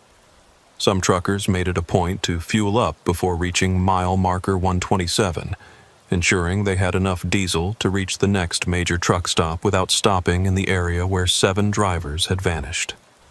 Others traveled in convoy formation when possible, using CB radios to maintain constant communication and provide mutual protection against potential threats. The precautions were probably unnecessary. Law enforcement had dismantled the criminal network and arrested everyone involved in the murders. But the psychological impact of the case lingered in the trucking community's collective memory, serving as a reminder that some stretches of highway carried more than just vehicle traffic. Jake Morrison's consulting business had evolved into a full-time security company that provided protection services for high-value cargo shipments throughout the Southwest and beyond. His team included former law enforcement officers, military veterans, and experienced drivers who understood both the methods used by highway criminals and the operational requirements of commercial freight transportation. The company's services ranged from simple route planning and threat assessment to full-scale security escorts for shipments that warranted special protection. Government contracts provided steady income for protecting sensitive cargo, while commercial clients sought Jake's expertise in developing security protocols that balanced protection against cost and operational efficiency. But Jake never forgot that his expertise had been purchased with the lives of 15 murdered truck drivers, whose families had trusted the freight transportation system to bring their loved ones home safely. Every security plan he developed, every driver he trained, and every criminal operation he helped disrupt was dedicated to preventing other families from experiencing the loss and uncertainty that the mile marker murders had inflicted on the trucking community. The company's training programs had become industry standards for driver security education, incorporating lessons learned from the mile marker murders and other criminal cases into comprehensive curricula that taught drivers to recognize threats, assess risks, and respond appropriately to dangerous situations. The programs were mandatory for drivers hauling high-value cargo and recommended for all commercial operators who traveled through remote areas where criminal activity was possible. Jake's personal story remained central to the training programs, not as entertainment but as education about how quickly normal situations could become life-threatening and how survival often depended on trusting instincts rather than following standard procedures. His escape from the criminals hunting trucks on I-40 demonstrated that sometimes the most dangerous thing a driver could do was what seemed like the safe and reasonable choice. The training emphasized that criminal organizations had evolved beyond simple robbery into sophisticated operations that used technology, intelligence gathering, and systematic violence to achieve their objectives. Drivers could no longer assume that cooperation would ensure their safety or that criminal encounters would end with property loss rather than personal injury or death. The evolution of highway crime had made Jake's work more important but also more complex, as new threats emerged and existing criminal organizations adapted their methods to counter improved security measures.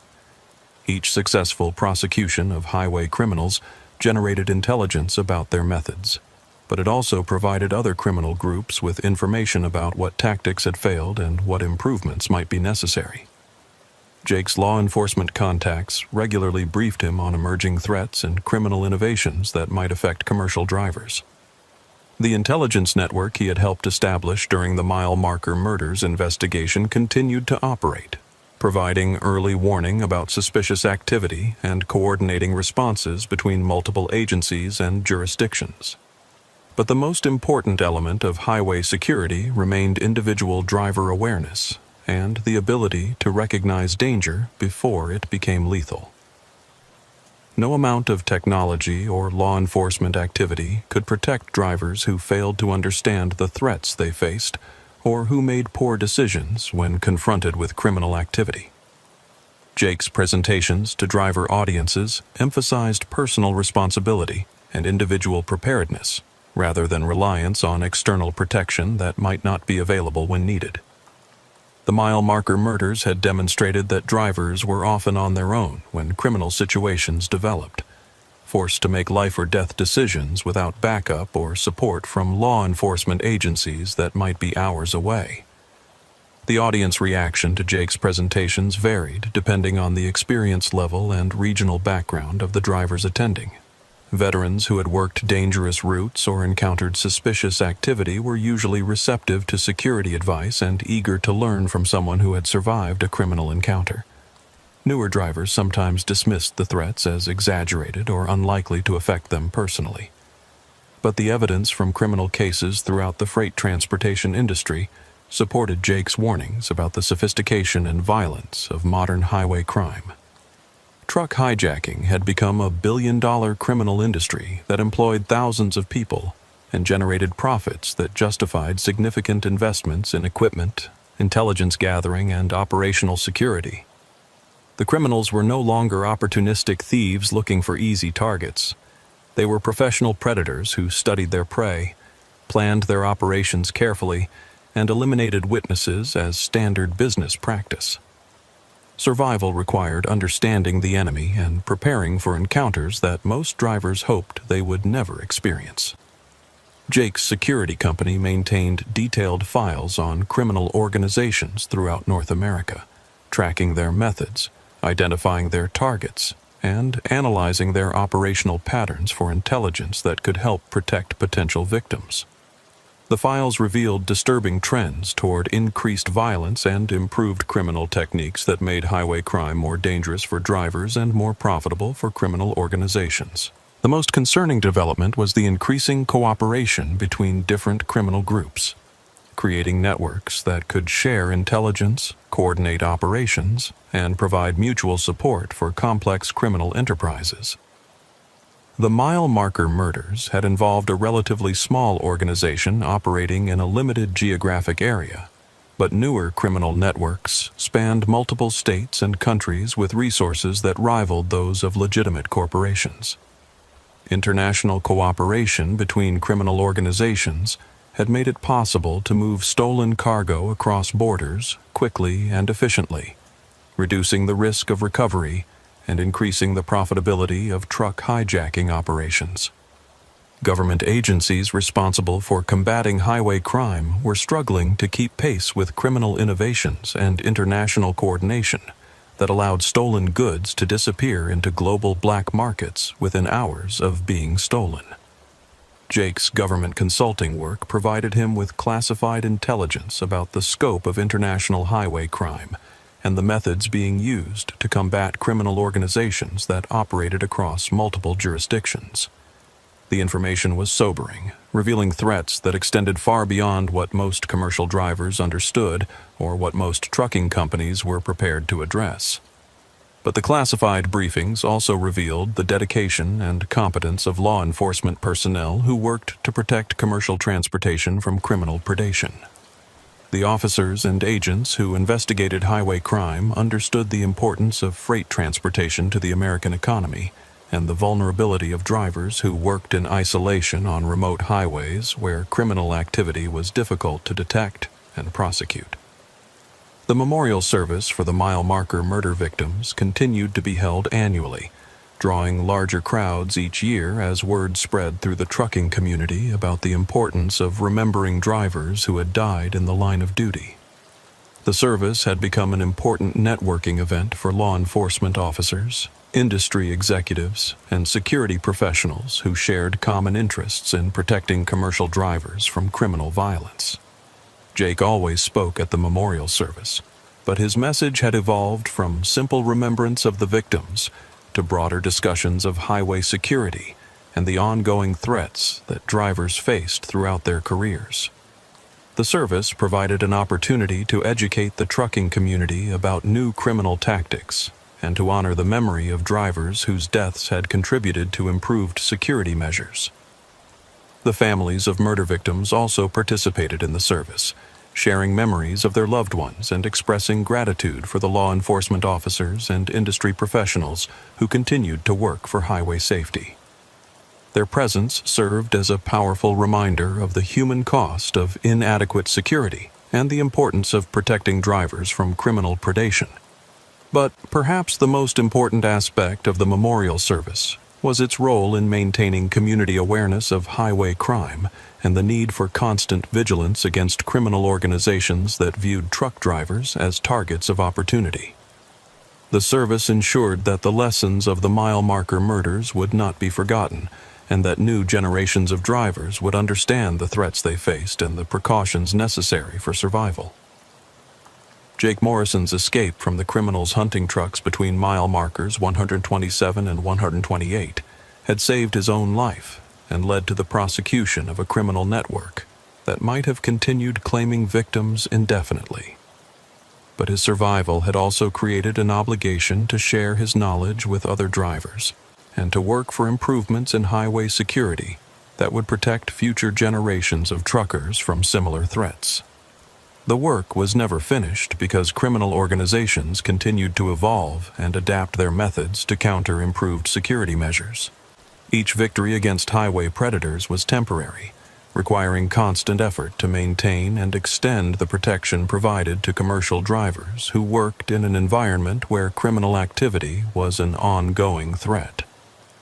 Jake's story had become part of trucking folklore, shared at fuel stops and driver gatherings as a reminder that survival on America's highways required more than mechanical knowledge and safe driving practices.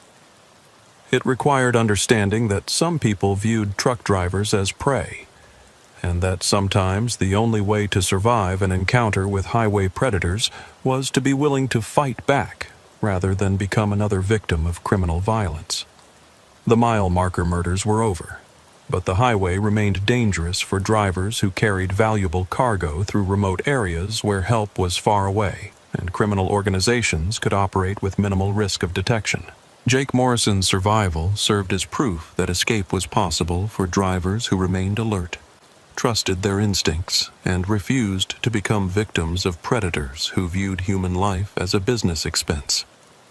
His legacy was measured not in the criminal convictions that resulted from his testimony or the security improvements that followed his escape, but in the drivers who had survived dangerous encounters because they had learned from his experience and prepared themselves for threats that most people hoped they would never face. The CB radio silence at mile marker 127 had been broken, but it had also become a symbol of the isolation and vulnerability that characterized long-haul trucking in an era when criminal organizations possessed the resources and sophistication to hunt commercial vehicles with military-style precision and complete disregard for human life. Jake Morrison's voice continued to warn drivers about the dangers they faced and the vigilance required for survival on highways where predators waited with patience, planning, and deadly efficiency. His message was simple but vital. Trust your instincts, question authority that cannot be verified, and never forget that some threats can only be survived by those who are prepared to risk everything rather than become victims of criminal violence that views truck drivers as disposable components of profitable criminal enterprises. The mile markers between 127 and 128 on Interstate 40 through New Mexico no longer marked a hunting ground where predators waited for unwary prey. But they remained monuments to the drivers who had died there and reminders of the price paid by those who underestimated the sophistication and ruthlessness of criminal organizations that had turned highway transportation into a battlefield where survival required not just driving skills, but combat awareness and the willingness to fight for life when cooperation meant death. Jake Morrison had fought and won his battle with the mile marker murderers, but the war against highway predators continued on America's highways, where new criminals developed new methods for hunting trucks and eliminating witnesses. His story served as both warning and inspiration for drivers who understood that their survival depended on recognizing danger and responding appropriately when the highway revealed its true nature as a place where predators and prey shared the same asphalt and the stakes were measured in human lives rather than simply property damage. The investigation files were closed, but the memory remained open, carried forward by survivors who understood that eternal vigilance was the price of survival on highways where criminal organizations continued to evolve and adapt their methods for hunting the trucks that carried America's freight, and the drivers who risked their lives to keep the nation's economy moving across thousands of miles of dangerous road. In the end, Jake Morrison's escape from mile marker 127 proved that survival was possible but not guaranteed, available only to those who remained alert enough to recognize threats and courageous enough to take desperate action when conventional responses would have resulted in death. His story reminded every truck driver that the highway was as dangerous as any combat zone, populated by professional killers who had learned to hunt with tools and tactics that made them nearly invisible until it was too late for their victims to escape. The mile marker murders were solved, but the highway remembered, and somewhere between those fateful mile markers, the spirits of 15 murdered truckers served as eternal warnings to drivers who passed through the area where good men had met evil people and lost everything in encounters that lasted only minutes but changed American highway transportation forever. Their sacrifice was not in vain if it helped future drivers recognize that some threats could only be survived through vigilance, preparation, and the willingness to fight back when running became the only alternative to joining the growing list of drivers who had vanished without a trace on America's highways, where predators hunted with deadly efficiency and complete disregard for human life. The screaming started at 2:47 a.m. in the women's restroom at the Roadway Travel Plaza, mile marker 89 on Interstate 35 through Oklahoma. For Dale Hawkins, a 38-year-old veteran of America's highways who'd been hauling freight for 14 years, the sound cut through the diesel rumble and road noise like a blade through silk. He'd heard a lot of things during his career: tire blowouts that sounded like gunshots, air brake failures that shrieked like banshees, and CB radio chatter that would make a sailor blush. But he'd never heard anything quite like the raw terror that was coming from the Travel Plaza's restroom facility at nearly 3 a.m. Dale had pulled into the Roadway Travel Plaza 20 minutes earlier, his 2018 Freightliner Cascadia badly in need of fuel after the long haul from Dallas toward Kansas City. The truck stop was one of the newer facilities on I-35, opened just 3 years ago with all the modern amenities that made overnight stays bearable for drivers who spent their lives moving freight across America's highway system. Clean showers, decent food, secure parking, and fuel islands that could handle the largest rigs, everything a professional driver needed for a comfortable break from the road. But something about the place had felt wrong from the moment Dale pulled into the parking lot. The usual crowd of trucks was there, maybe 40 or 50 rigs scattered across the vast asphalt expanse under the harsh glare of sodium vapor lights. But the drivers were nowhere to be seen. No one walking to or from the main building, no conversations around the fuel islands, no activity at the picnic tables where truckers usually gathered to share stories and information about road conditions, weather, and the 1,000 details that made long-haul freight a community endeavor rather than a solitary ordeal. The Travel Plaza's main building was brightly lit and obviously open for business, its neon signs advertising hot food, cold drinks, and all the services that kept America's truckers moving. But the parking lot felt like a ghost town, populated by empty trucks whose drivers had simply vanished into the night. Dale had seen quiet truck stops before, places where drivers were sleeping or showering or just keeping to themselves during the overnight hours. But this was different. This was the kind of silence that made experienced drivers check their mirrors and wonder what they'd missed. Dale Hawkins wasn't a man who spooked easily.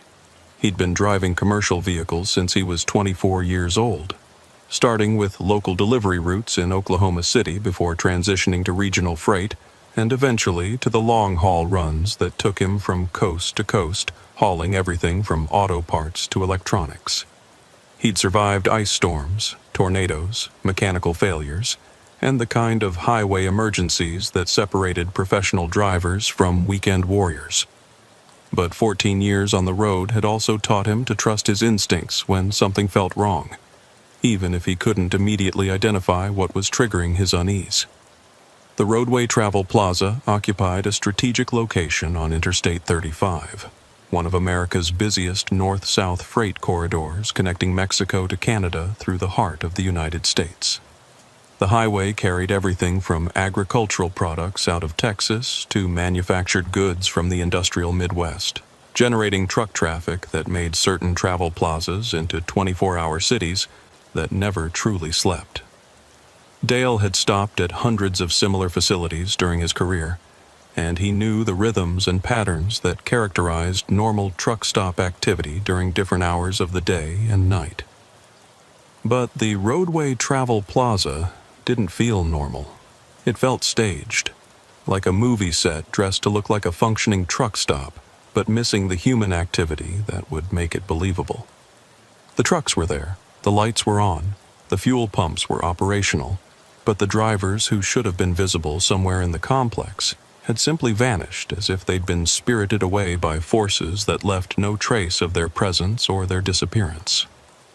Dale completed his fuel purchase without incident, interacting with a cashier who seemed nervous and distracted but otherwise normal. The young man behind the counter appeared to be in his early 20s, wearing the standard uniform shirt of a national truck stop chain and displaying the kind of practiced efficiency that came from handling hundreds of fuel transactions every shift. But his eyes kept darting toward the parking lot, and he seemed eager to complete the transaction and get Dale on his way as quickly as possible. "Busy night?" Dale asked, hoping to engage the cashier in the kind of casual conversation that might provide insight into why the truck stop felt so wrong despite appearing normal on the surface. "Not really," the cashier replied, avoiding eye contact while processing Dale's credit card payment. "Pretty quiet, actually. Most drivers are just passing through, not staying long." The explanation made sense on the surface. Some truck stops served primarily as fuel stops rather than overnight destinations, particularly during certain seasons or economic conditions that affected freight patterns. But Dale had counted at least 40 trucks in the parking lot, suggesting drivers who were taking mandatory rest breaks or overnight stops rather than simple fuel purchases. Where were all those drivers? Dale decided to use the restroom facilities before returning to his truck, partly from necessity and partly from curiosity about what was happening inside the Travel Plaza's main building. The restrooms were located down a corridor that led past a driver's lounge, shower facilities, and a small convenience store that sold the kind of supplies that truckers needed during long trips. The corridor should have been busy with drivers moving back and forth between their trucks and the various services offered by the facility. Instead, the corridor was empty except for Dale and the sound of his own footsteps echoing off tile walls that seemed to amplify every small noise into something that sounded vaguely threatening. The driver's lounge was dark and unoccupied, its television screens flickering with late-night programming that no one was watching. The shower facilities showed no signs of recent use, their doors standing open to reveal stalls that looked clean but unused. Even the convenience store seemed abandoned, its aisles empty of customers and its clerk nowhere to be seen. Dale was washing his hands at the restroom sink when the screaming started from the women's facility next door. The sound was unmistakably human, unmistakably female, and unmistakably terrified in ways that suggested immediate physical danger, rather than simple distress or medical emergency. It was the kind of scream that triggered every protective instinct that evolution had programmed into human beings over millions of years of survival in a dangerous world. Dale rushed toward the women's restroom, his mind automatically shifting into the emergency response mode that his military training had ingrained 20 years earlier. But as he approached the door, the screaming stopped as suddenly as it had started, replaced by the kind of silence that was somehow more disturbing than the sounds that had preceded it. The abrupt cessation suggested that whatever had been causing the woman's terror had either been resolved or had progressed beyond the point where screaming was possible. "Is everyone okay in there?" Dale called through the restroom door, hoping to elicit some response that would indicate whether his assistance was needed or whether the situation had been resolved through other means. No response came from the women's restroom, but Dale heard footsteps and voices approaching from the direction of the main lobby area. Multiple people moving with purpose and speaking in low tones that suggested coordination rather than casual conversation. The voices were male, adult, and carried an edge of authority that made Dale wonder if truck stop security personnel were responding to the same disturbance that had attracted his attention. "Sir, you need to return to your vehicle immediately." The voice came from behind Dale, spoken by a man who appeared to be in his 40s, wearing clothing that suggested management or security responsibilities. "We're dealing with a medical emergency that requires privacy for the people involved." Dale turned to face the speaker, a heavyset man with the kind of bearing that suggested law enforcement or military background. He was accompanied by two other men who positioned themselves in ways that blocked Dale's access to both the women's restroom and the corridor leading back toward the main lobby. The positioning looked professional, like a coordinated response by people who'd practiced moving together and controlling situations that required crowd management or area denial. "I heard someone screaming," Dale said, making no move toward his truck, but also not challenging the men who were obviously intent on clearing him from the area. "If there's a medical emergency, I'm trained in first aid and CPR. Maybe I can help." "We appreciate your concern, but we have qualified medical personnel responding," the apparent leader replied, his tone remaining professional but becoming more insistent. "The best way you can help is by returning to your truck and allowing our people to handle the situation without interference from well-meaning civilians." Something about the exchange felt scripted, like a conversation that had been rehearsed for situations exactly like this one. The men blocking Dale's path looked professional and competent, but they also looked like people who were accustomed to using force when persuasion failed to achieve their objectives. Dale had encountered similar situations during his military service, circumstances where civilians were cleared from areas for reasons that weren't immediately apparent, but were probably related to security considerations that couldn't be explained without compromising operational effectiveness. But this was a truck stop in Oklahoma, not a military installation or crime scene that would justify the kind of area control that these men were implementing. Unless there was more to the situation than a simple medical emergency, something that required keeping witnesses away from activities that couldn't bear public scrutiny. "What kind of medical emergency?" Dale asked, testing the limits of cooperation that the men were willing to extend before resorting to more direct methods of persuasion. "Sir, I'm going to ask you one more time to return to your vehicle," the leader replied, his tone shifting from professional courtesy to barely concealed threat. "We have protocols for handling emergencies that don't include discussions with truck drivers who happen to be in the wrong place at the wrong time."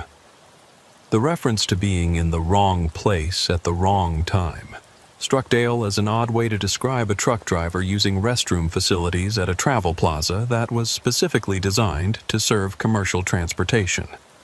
Unless his presence was interfering with activities that weren't supposed to be witnessed by people who might ask uncomfortable questions or provide unwanted testimony to authorities who investigated emergencies at truck stops. Dale decided that cooperation was the better part of valor, at least until he could assess the situation more completely and determine whether he was dealing with legitimate security personnel or something more sinister. He nodded to the men blocking his path and began walking back toward the main lobby, but he paid careful attention to everything he observed during the retreat from the restroom area. The corridor that had been empty when Dale entered the restroom facility was now populated with people who moved with purpose and coordination that suggested military or law enforcement training.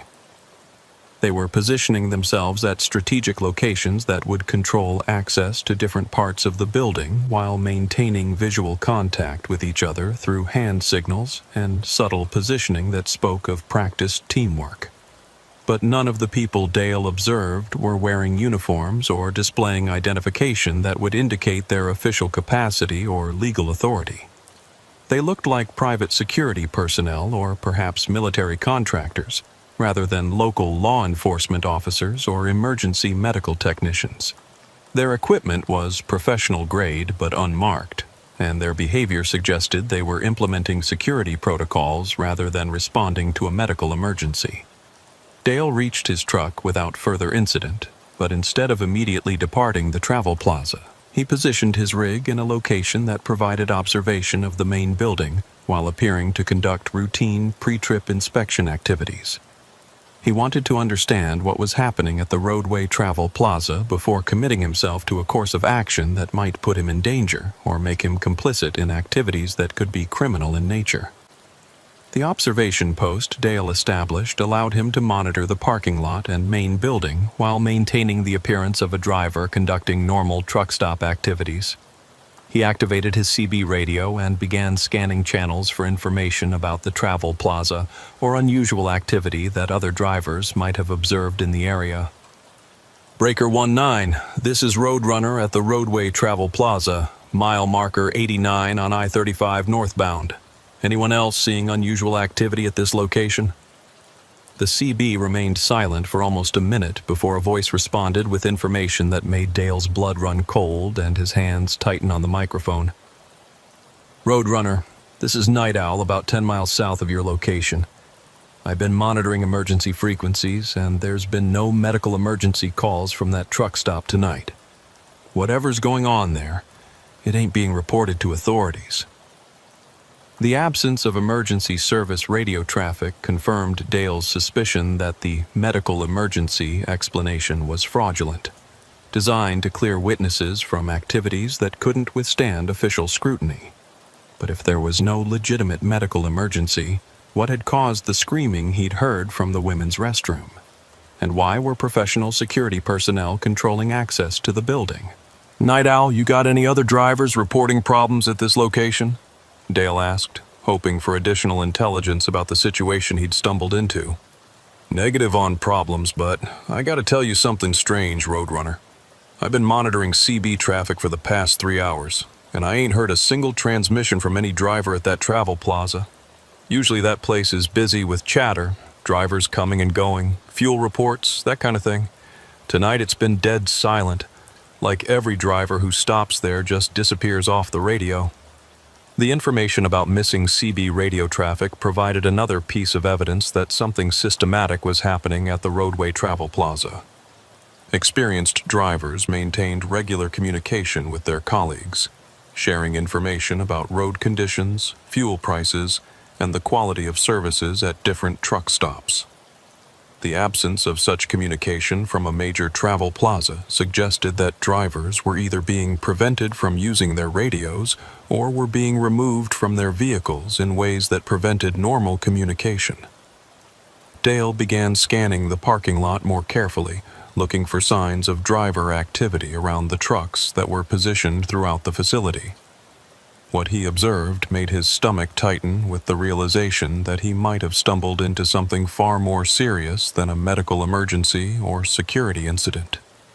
Most of the trucks showed no signs of recent driver activity. No lights in the sleeper compartments where drivers would normally be resting during mandatory break periods. No activity around the cabs where drivers would be conducting pre-trip inspections or maintenance activities. No movement toward or away from the main building where drivers would normally be obtaining food, fuel, or other services. The trucks looked abandoned, positioned in the parking lot like theatrical props rather than working vehicles operated by professional drivers who maintained regular schedules and communication protocols. But if the trucks were abandoned, where were their drivers?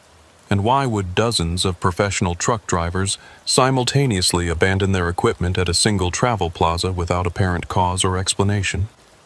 Dale's CB crackled with another transmission from Night Owl, whose voice now carried urgency that suggested growing concern about the situation at the Roadway Travel Plaza. Roadrunner, I just talked to a driver who stopped at that travel plaza 2 nights ago. He said there were rumors about drivers going missing, people talking about human trafficking operations using truck stops as transfer points. You might want to consider getting the hell out of there before you become part of whatever's happening. The mention of human trafficking hit Dale like a physical blow, suddenly providing a context that explained everything he'd observed at the travel plaza. The absence of drivers, the professional security personnel, the staged appearance of normal operations concealing activities that couldn't bear scrutiny. All of it fit the pattern of a sophisticated criminal operation using legitimate business facilities as cover for systematic kidnapping and forced labor operations. Human trafficking represented one of the most lucrative and fastest-growing criminal enterprises in the world, generating billions of dollars annually for criminal organizations that had industrialized the process of enslaving human beings for forced labor, sexual exploitation, and other activities that reduced people to property that could be bought, sold, and transported like any other commodity. Truck stops provided ideal cover for trafficking operations because they were designed to handle transient populations who moved through facilities quickly without establishing relationships or creating records that could be traced by law enforcement agencies. Drivers, truck stop employees, and travelers who used such facilities expected to encounter strangers and didn't question the presence of people who didn't seem to belong or who exhibited behavior that might seem suspicious in other contexts. The screaming Dale had heard from the women's restroom suddenly took on a much more sinister significance. It hadn't been a medical emergency. It had been someone being taken against their will, possibly a victim being transferred from one location to another as part of a trafficking operation that used the travel plaza as a processing point for human cargo that was even more valuable than the freight that legitimate truckers hauled across America's highways. Dale's military training kicked in as he assessed the tactical situation and began planning his response to a criminal operation that represented an immediate threat to unknown numbers of victims who were probably being held somewhere in the Travel Plaza complex. He had stumbled into a situation that required immediate action, but he was outnumbered by professional criminals who were probably armed and certainly willing to use violence to protect their operation from discovery. His first priority was gathering intelligence about the scope of the operation and the location of any victims who might be rescued if he could summon appropriate law enforcement response.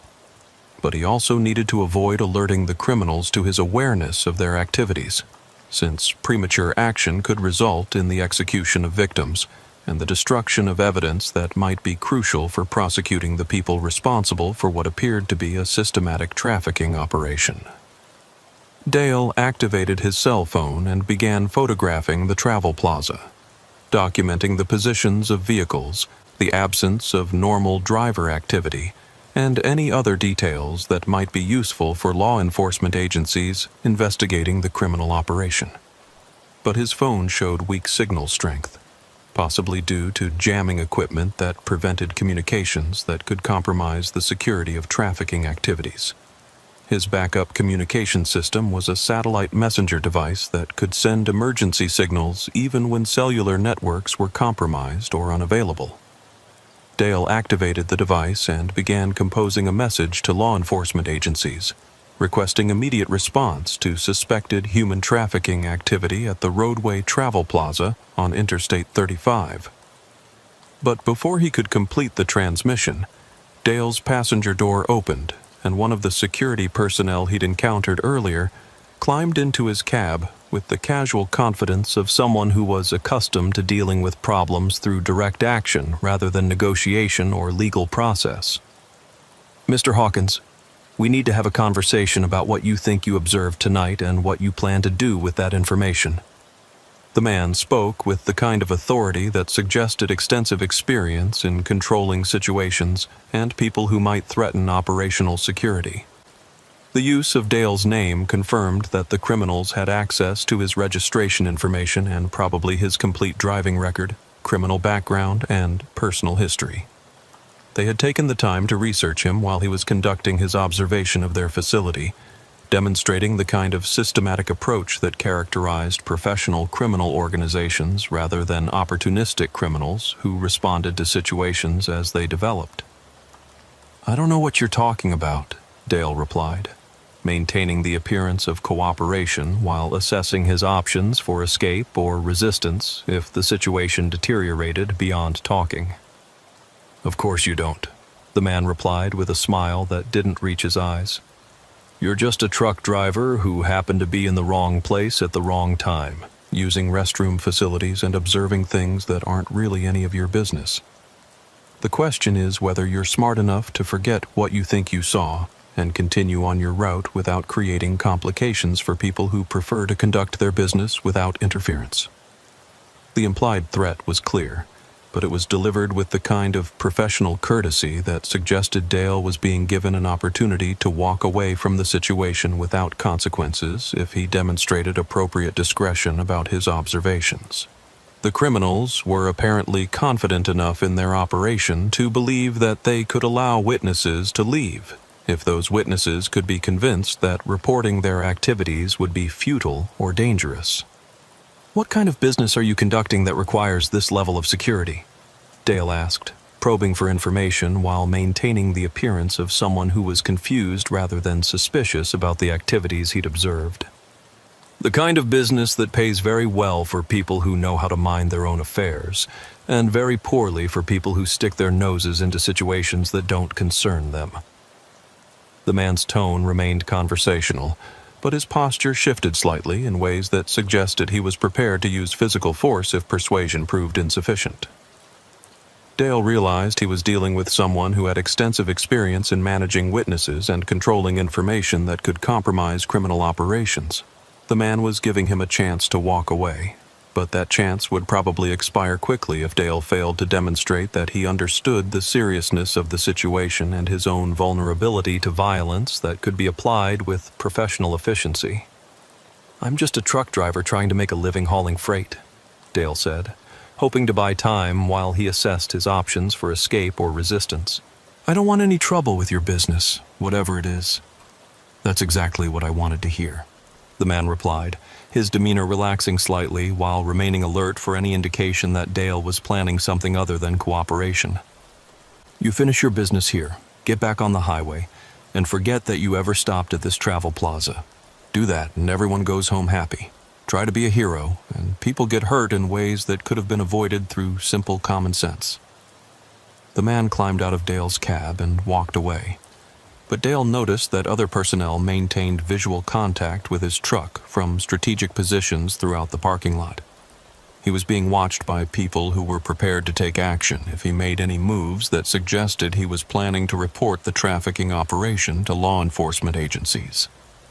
Dale started his engine and began moving toward the Travel Plaza exit, maintaining the appearance of a cooperative driver who was following instructions and avoiding involvement in activities that didn't concern him.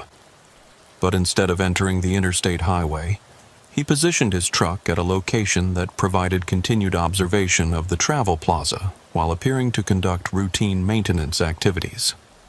His satellite messenger finally achieved signal lock and transmitted an emergency message to the FBI's human trafficking hotline, providing the Travel Plaza's location and a brief description of the suspicious activities he'd observed. The message included his contact information and a request for immediate response by law enforcement agencies equipped to handle trafficking operations. But Dale knew that law enforcement response could take hours, and the criminals might move their victims or destroy evidence if they suspected that their operation had been compromised. He needed to gather additional intelligence about the scope of the trafficking operation and the location of any victims who might be rescued if he could provide law enforcement with actionable information about the criminal network. Dale activated his truck's dash camera system and began recording the travel plaza from his observation position, documenting vehicle movements, personnel activities, and any other details that might be useful for identifying the people responsible for the trafficking operation. The recordings would provide evidence that could support criminal prosecutions even if the victims were moved before law enforcement could rescue them. His CB radio crackled with transmissions between the criminals, communications that revealed the scope and sophistication of the operation he'd stumbled into. Transport 1, this is Base. We have a potential problem with the driver who was asking questions earlier. He's positioned outside the facility and appears to be conducting surveillance activities. Roger, Base. Do you want us to handle the problem permanently or just move him along? Negative on permanent solutions unless absolutely necessary. We don't need law enforcement attention from missing truck drivers. Try persuasion first. Escalate only if he forces the issue.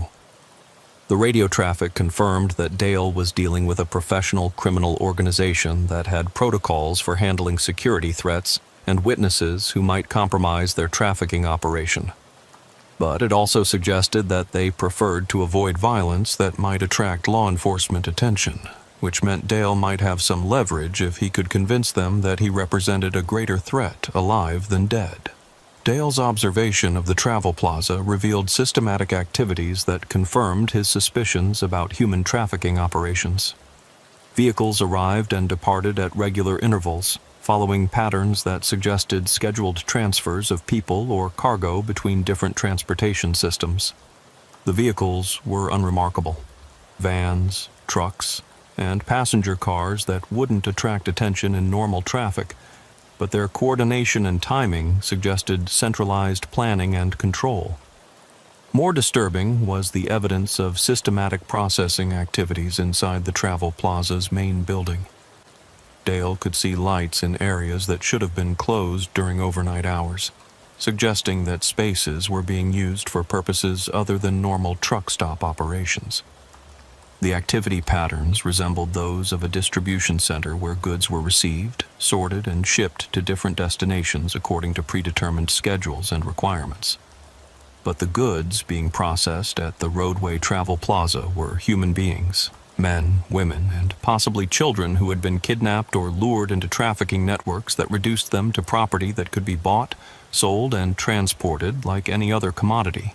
The travel plaza provided perfect cover for such operations because truck stops were designed to handle transient populations who moved through facilities quickly without creating records or relationships that could be traced by people looking for missing persons.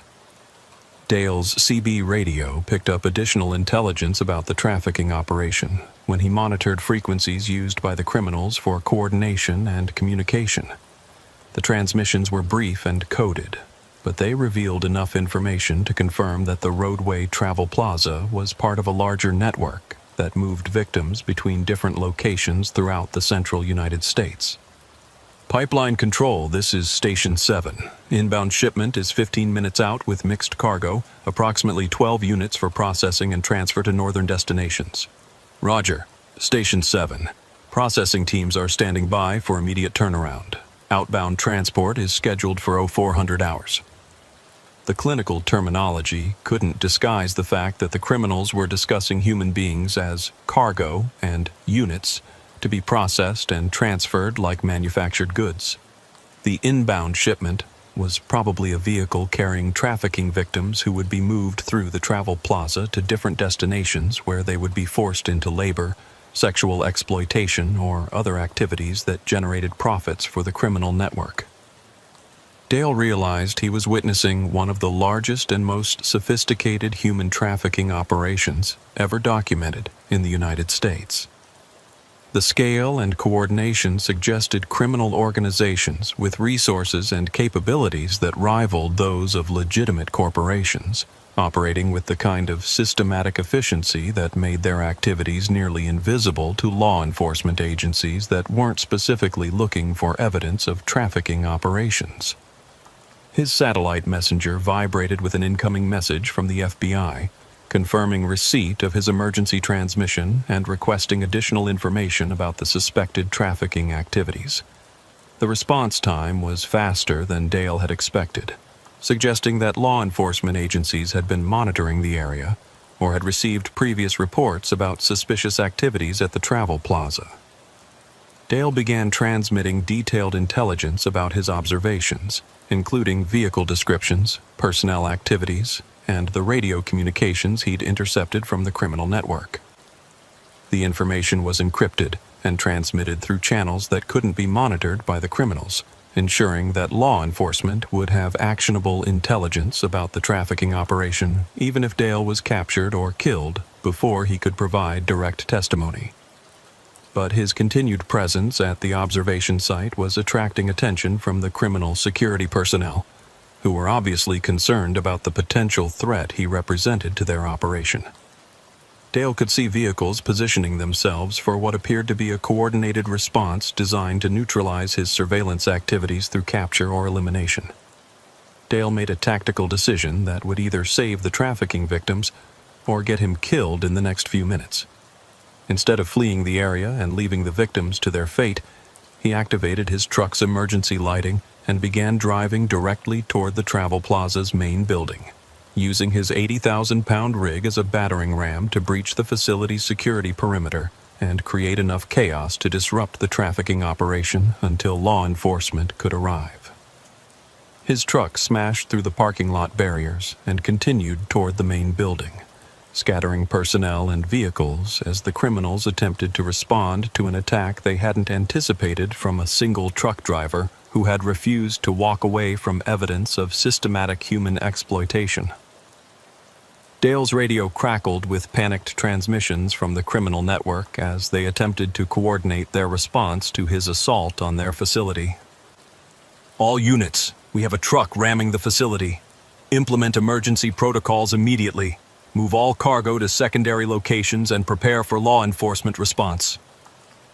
The emergency protocols apparently included destroying evidence and eliminating witnesses, because Dale could see personnel moving with the kind of urgency that suggested they were preparing to execute anyone who might provide testimony about the trafficking operation. But his attack had also created enough confusion to disrupt their systematic approach to evidence destruction, potentially providing law enforcement with opportunities to rescue victims and arrest criminals before they could escape. Dale brought his truck to a stop near the travel plaza's main entrance and began broadcasting on emergency frequencies, providing real-time intelligence about the trafficking operation and requesting immediate assistance from any law enforcement agencies in the area. His transmissions were monitored by multiple agencies, creating a coordinated response that would arrive within minutes rather than hours. But minutes might be too long for the trafficking victims, who were probably being prepared for execution as the criminal network implemented damage control procedures designed to protect their operation from exposure. Dale climbed down from his truck and began moving toward the building, hoping to locate and protect victims until law enforcement could take control of the situation. The interior of the travel plaza revealed the true scope of the trafficking operation that had been concealed behind the facade of a legitimate truck stop. Areas that should have contained driver amenities and services had been converted into holding areas where victims were kept in conditions that resembled military detention facilities, rather than commercial hospitality accommodations. Dale found dozens of people, men, women, and children of various ages and ethnicities, confined in areas that had been designed to prevent escape while maintaining the appearance of normal travel plaza operations. The victims showed signs of systematic abuse and psychological conditioning that characterized professional trafficking operations designed to break down resistance and create compliance through terror and brutalization. But many of the victims were still alive, and Dale's assault on the facility had created enough chaos to prevent their systematic elimination by criminals who were now focused on escaping rather than destroying evidence. Law enforcement sirens were audible in the distance, growing louder as multiple agencies responded to the emergency transmissions that had revealed one of the largest trafficking operations ever discovered in the United States. Dale began moving victims toward exits and areas where they would be safe from the criminals who were attempting to implement emergency protocols that included the destruction of evidence and witnesses. But the victims were traumatized and disoriented, many unable to understand that rescue was possible, or that Dale was trying to help them rather than harm them. The first law enforcement officers arrived as Dale was attempting to organize the evacuation of victims from the areas where they had been held. The officers were FBI agents specializing in human trafficking investigations, equipped with the training and resources necessary to handle complex criminal operations that crossed state and international boundaries. "Are you Dale Hawkins?" the lead agent asked as he assessed the situation and began coordinating the response to what was obviously a major trafficking operation. "Yes, sir. I'm the one who sent the emergency transmission about this place." Dale continued working to move victims towards safety while providing the agent with a rapid briefing about his observations and the intelligence he'd gathered about the criminal network. "You did good work tonight, Mr. Hawkins.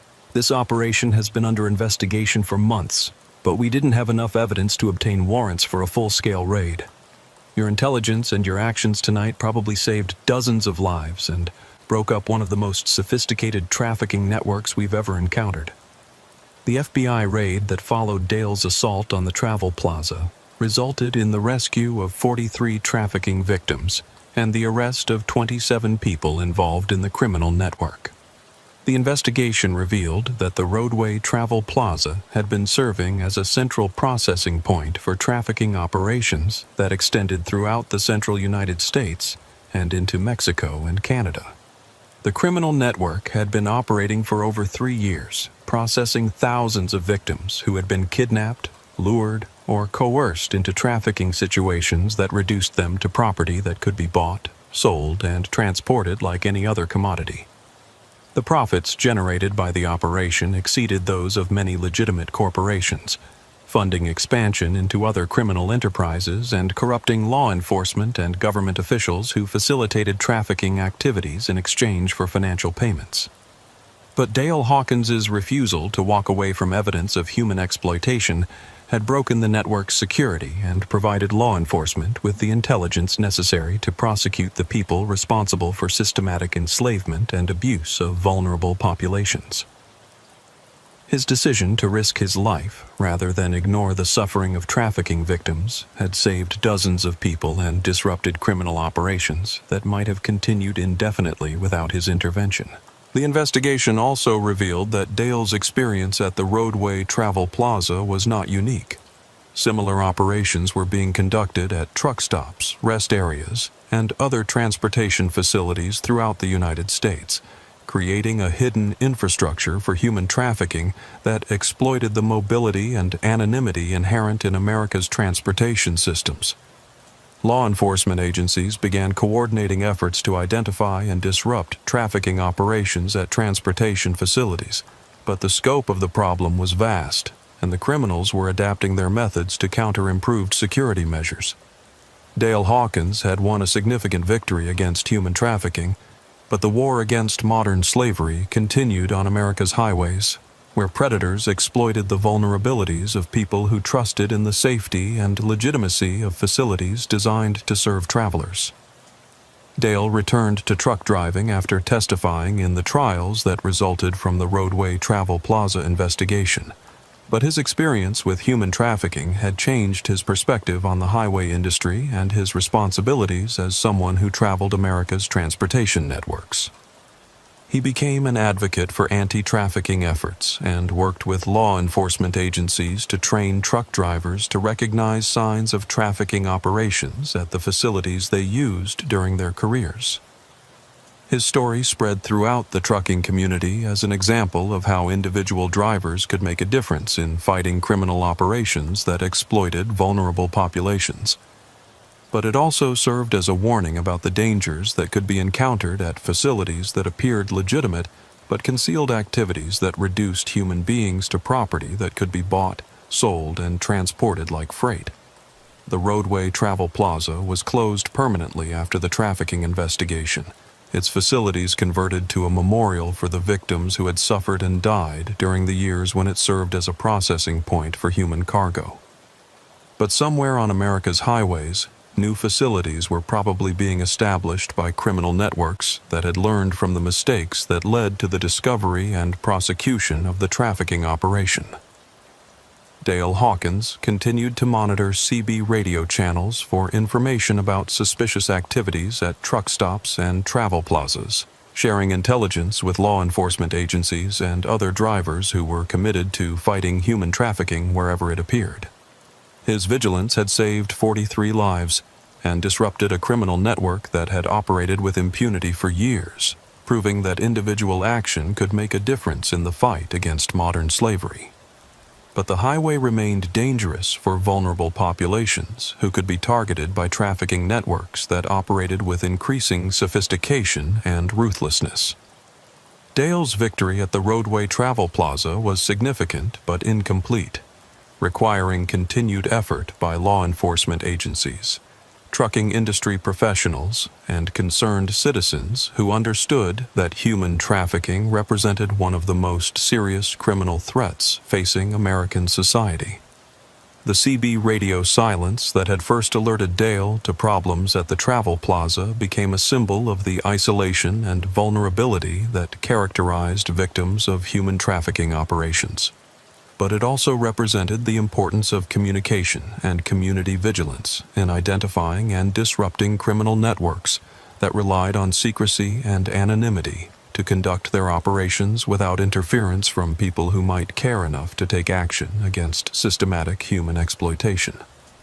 The investigation that followed Dale's intervention at the Roadway Travel Plaza revealed a criminal enterprise that was far more extensive and sophisticated than anyone had initially understood. Special Agent Rebecca Martinez of the FBI's Human Trafficking Task Force had been investigating reports of missing persons and suspicious activities at transportation facilities throughout the central United States for over 2 years. But the Roadway Travel Plaza operation provided the first concrete evidence of how trafficking networks were using legitimate businesses as cover for systematic enslavement operations. What Mr. Hawkins stumbled into was essentially a modern slavery operation disguised as a truck stop. Agent Martinez explained during a press conference held 3 days after the raid. The criminals had created a sophisticated infrastructure for processing human beings like cargo, moving them between different locations according to demand from buyers who treated people like property that could be purchased for various forms of exploitation. The scope of the trafficking network that had used the Roadway Travel Plaza as a central processing point was staggering in its reach and brutality. Financial records seized during the raid revealed transactions totaling over $50 million annually, generated through the sale of human beings to buyers throughout North America who used trafficked persons for forced labor, sexual exploitation, domestic servitude, and other activities that generated profits for criminal organizations that had industrialized human suffering. The network operated with corporate-level efficiency and military-style discipline, employing hundreds of people in various capacities, ranging from street-level recruiters who identified and captured victims to sophisticated financial specialists who laundered trafficking proceeds through legitimate businesses and international banking systems. The organization maintained facilities in 12 states and had connections to similar operations in Mexico, Canada, and Central America, creating a continental infrastructure for human trafficking that moved thousands of victims annually. But perhaps the most disturbing aspect of the investigation was the revelation that the trafficking network had infiltrated legitimate businesses throughout the transportation industry, corrupting truck stops, shipping companies, and logistics operations that provided cover for moving human cargo along the same routes used for commercial freight. The criminals had essentially created a parallel transportation system that operated within and alongside legitimate commerce, making their activities nearly invisible to law enforcement agencies that weren't specifically looking for evidence of trafficking operations. Agent Martinez's investigation team had identified at least 37 transportation facilities that were being used by trafficking networks, including truck stops, rest areas, warehouses, and distribution centers where victims were held, processed, and transferred between different criminal organizations. The facilities were strategically located along major highway corridors that connected urban areas with high demand for trafficked persons, creating a pipeline that fed victims into markets where they could be exploited for maximum profit. The criminals understood that transportation infrastructure was the key to successful trafficking operations. Agent Martinez explained during a briefing for law enforcement agencies throughout the region. They needed facilities where they could hold large numbers of people temporarily, transfer victims between different transportation systems, and conduct business without attracting attention from authorities or witnesses who might report suspicious activities. The roadway travel plaza had been specifically chosen and modified to serve the trafficking network's requirements for a central processing facility. The criminals had purchased the business through shell companies that concealed their true identities, then gradually modified the facility to include hidden areas where victims could be held, processed, and prepared for transfer to different destinations. The modifications were subtle and professional, designed to maintain the appearance of a legitimate truck stop while providing the infrastructure necessary for systematic human trafficking operations.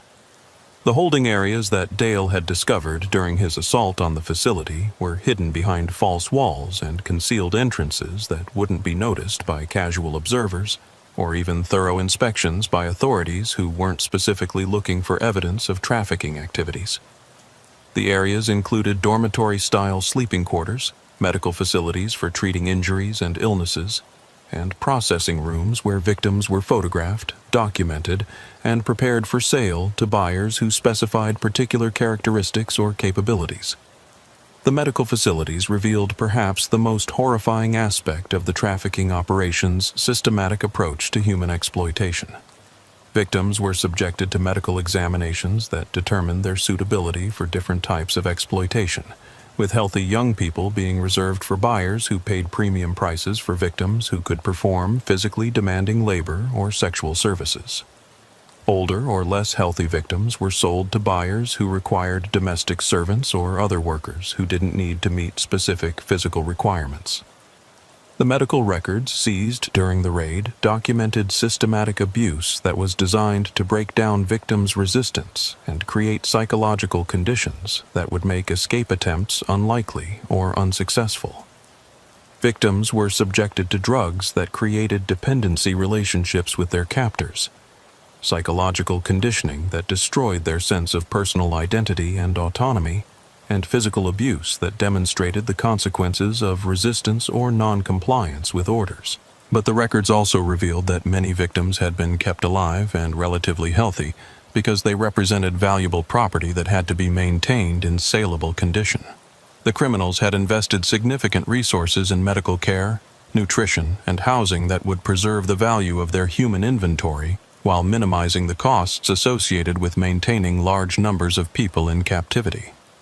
The 43 victims rescued from the roadway travel plaza represented people from throughout North America and beyond, including American citizens who had been kidnapped or lured into trafficking situations, immigrants who had been promised legitimate employment opportunities, and foreign nationals who had been transported across international boundaries specifically for trafficking purposes.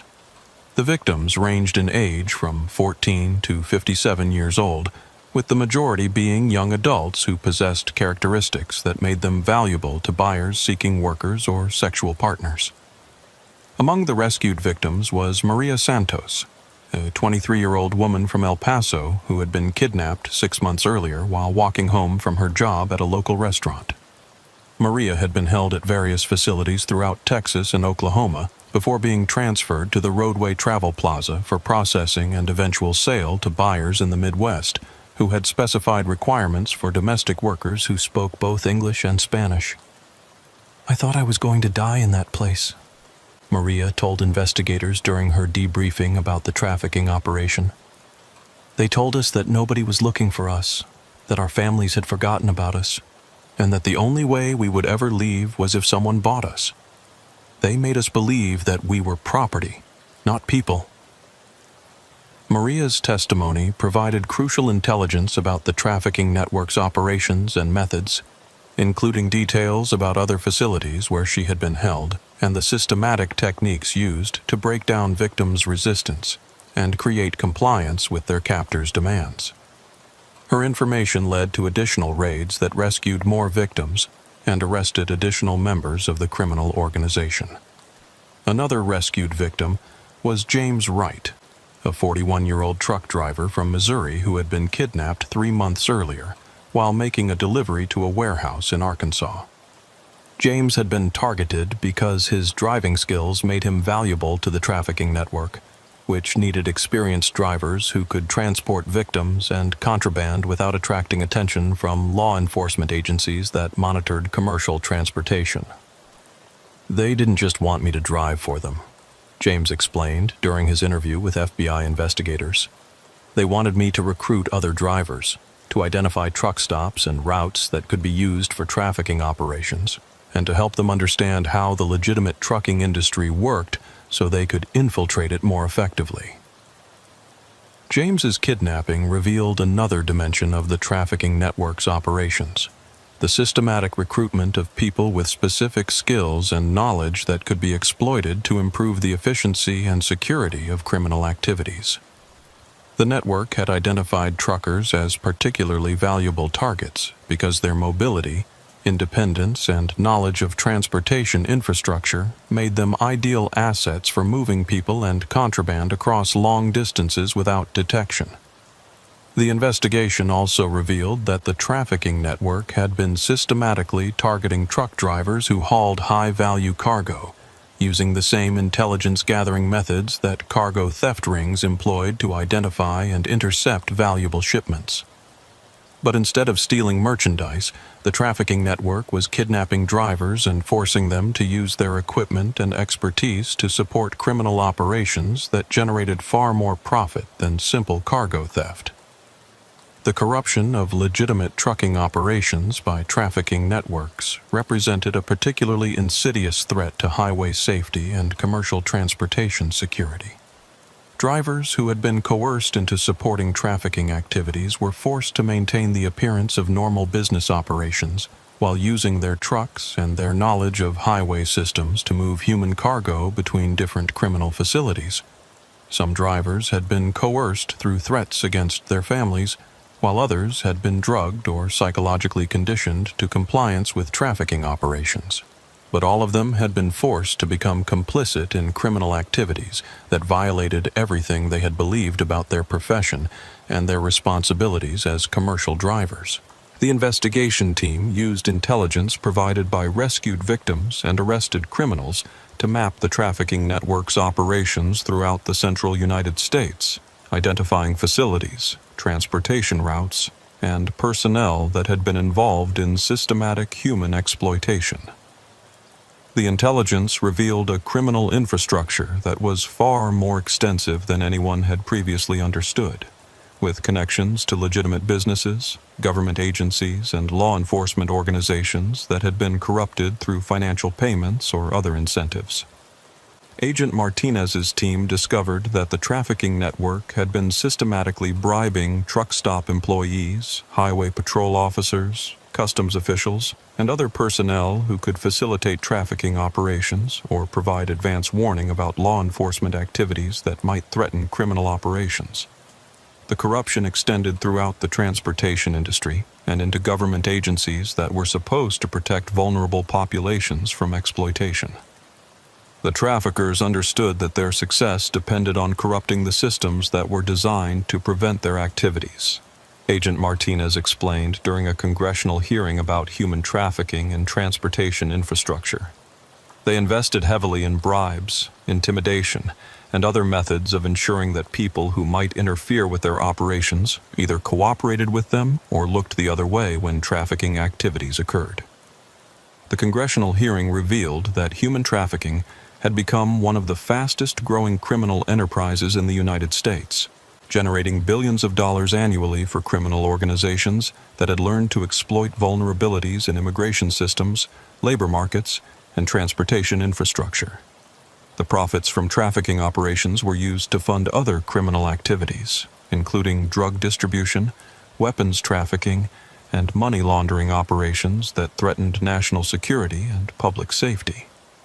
But the hearing also demonstrated that law enforcement agencies were fighting back against trafficking networks with increasing effectiveness, using intelligence gathered from operations like the Roadway Travel Plaza raid to identify and disrupt criminal activities throughout the transportation industry.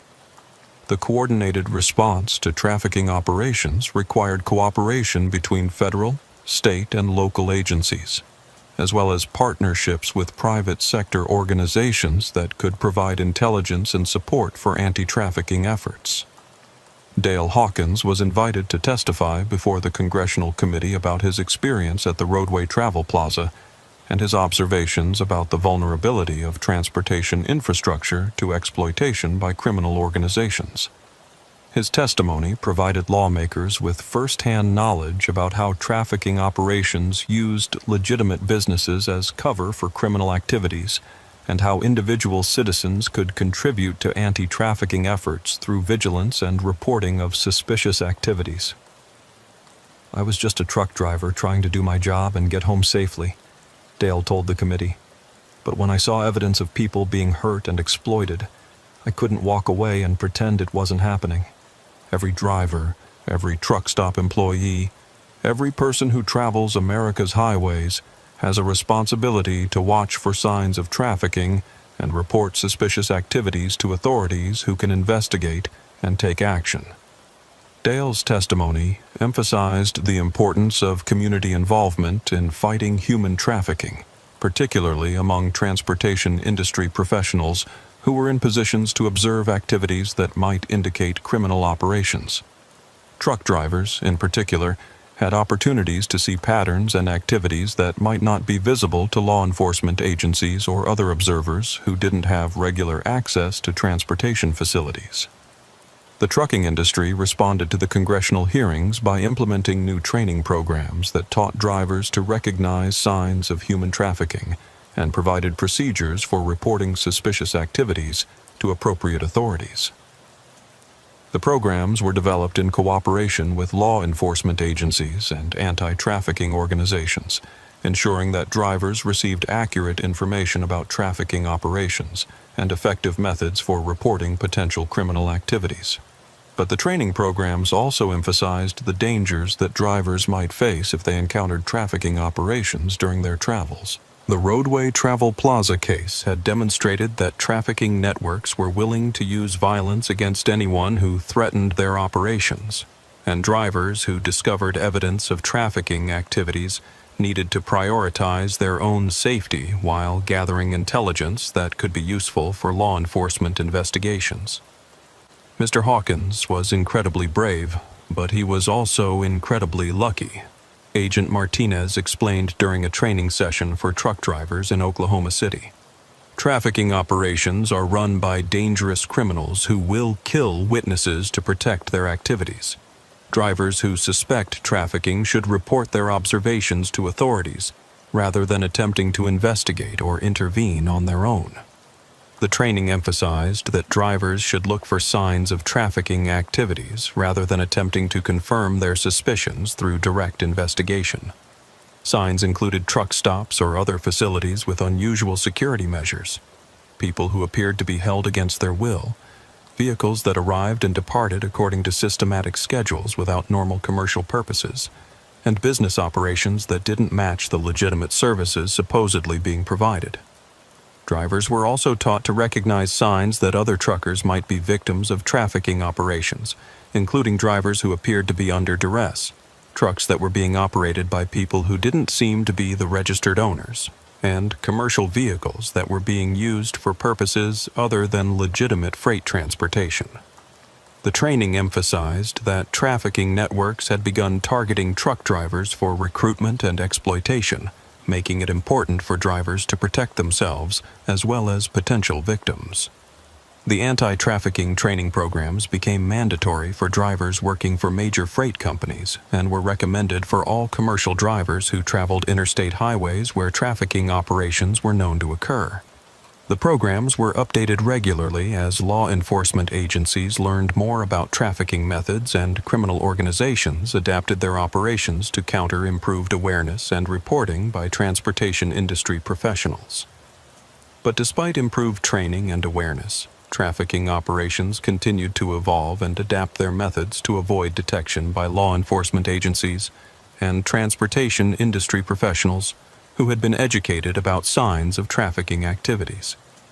The criminals learned from each law enforcement success, modifying their operations to address vulnerabilities that had been exploited by investigators and prosecutors. The Roadway Travel Plaza case had provided trafficking networks with valuable intelligence about law enforcement capabilities and methods, potentially making future operations more difficult to detect and disrupt. The extensive media coverage of the case had also alerted criminals to the importance of maintaining better operational security and eliminating witnesses who might threaten their activities. Agent Martinez's task force began receiving reports of increased security measures at suspected trafficking facilities, suggesting that criminal organizations were implementing new protocols designed to prevent the kind of individual intervention that had led to the discovery of the Roadway Travel Plaza operation. The measures included improved surveillance systems, enhanced background checks for employees and customers, and more systematic elimination of witnesses who might provide testimony about trafficking activities. The task force also identified evidence that trafficking networks were shifting their operations to smaller, more dispersed facilities that would be less vulnerable to large-scale law enforcement raids. Instead of using major truck stops as central processing points, the criminals were apparently moving toward a network of smaller facilities that could process fewer victims at a time, but would be more difficult for law enforcement agencies to identify and monitor. The evolution of trafficking operations in response to law enforcement pressure demonstrated the sophisticated and adaptive nature of criminal organizations that had learned to treat human trafficking as a business enterprise that required constant innovation and improvement to maintain profitability and avoid prosecution. The criminals possessed resources and capabilities that allowed them to respond quickly to law enforcement successes and develop new methods for exploiting vulnerable populations. But law enforcement agencies were also adapting their methods and improving their capabilities for fighting trafficking operations. The intelligence gathered from the Roadway Travel Plaza investigation had provided crucial insights into how trafficking networks operated and had led to the development of new investigative techniques and interagency cooperation protocols that made it more difficult for criminals to operate with impunity. The success of the Roadway Travel Plaza raid had also demonstrated the importance of community involvement in anti-trafficking efforts, particularly among transportation industry professionals who had regular access to facilities and routes that might be used by criminal organizations. Dale Hawkins' intervention had saved dozens of lives and disrupted a major criminal network, proving that individual action could make a significant difference in the fight against modern slavery.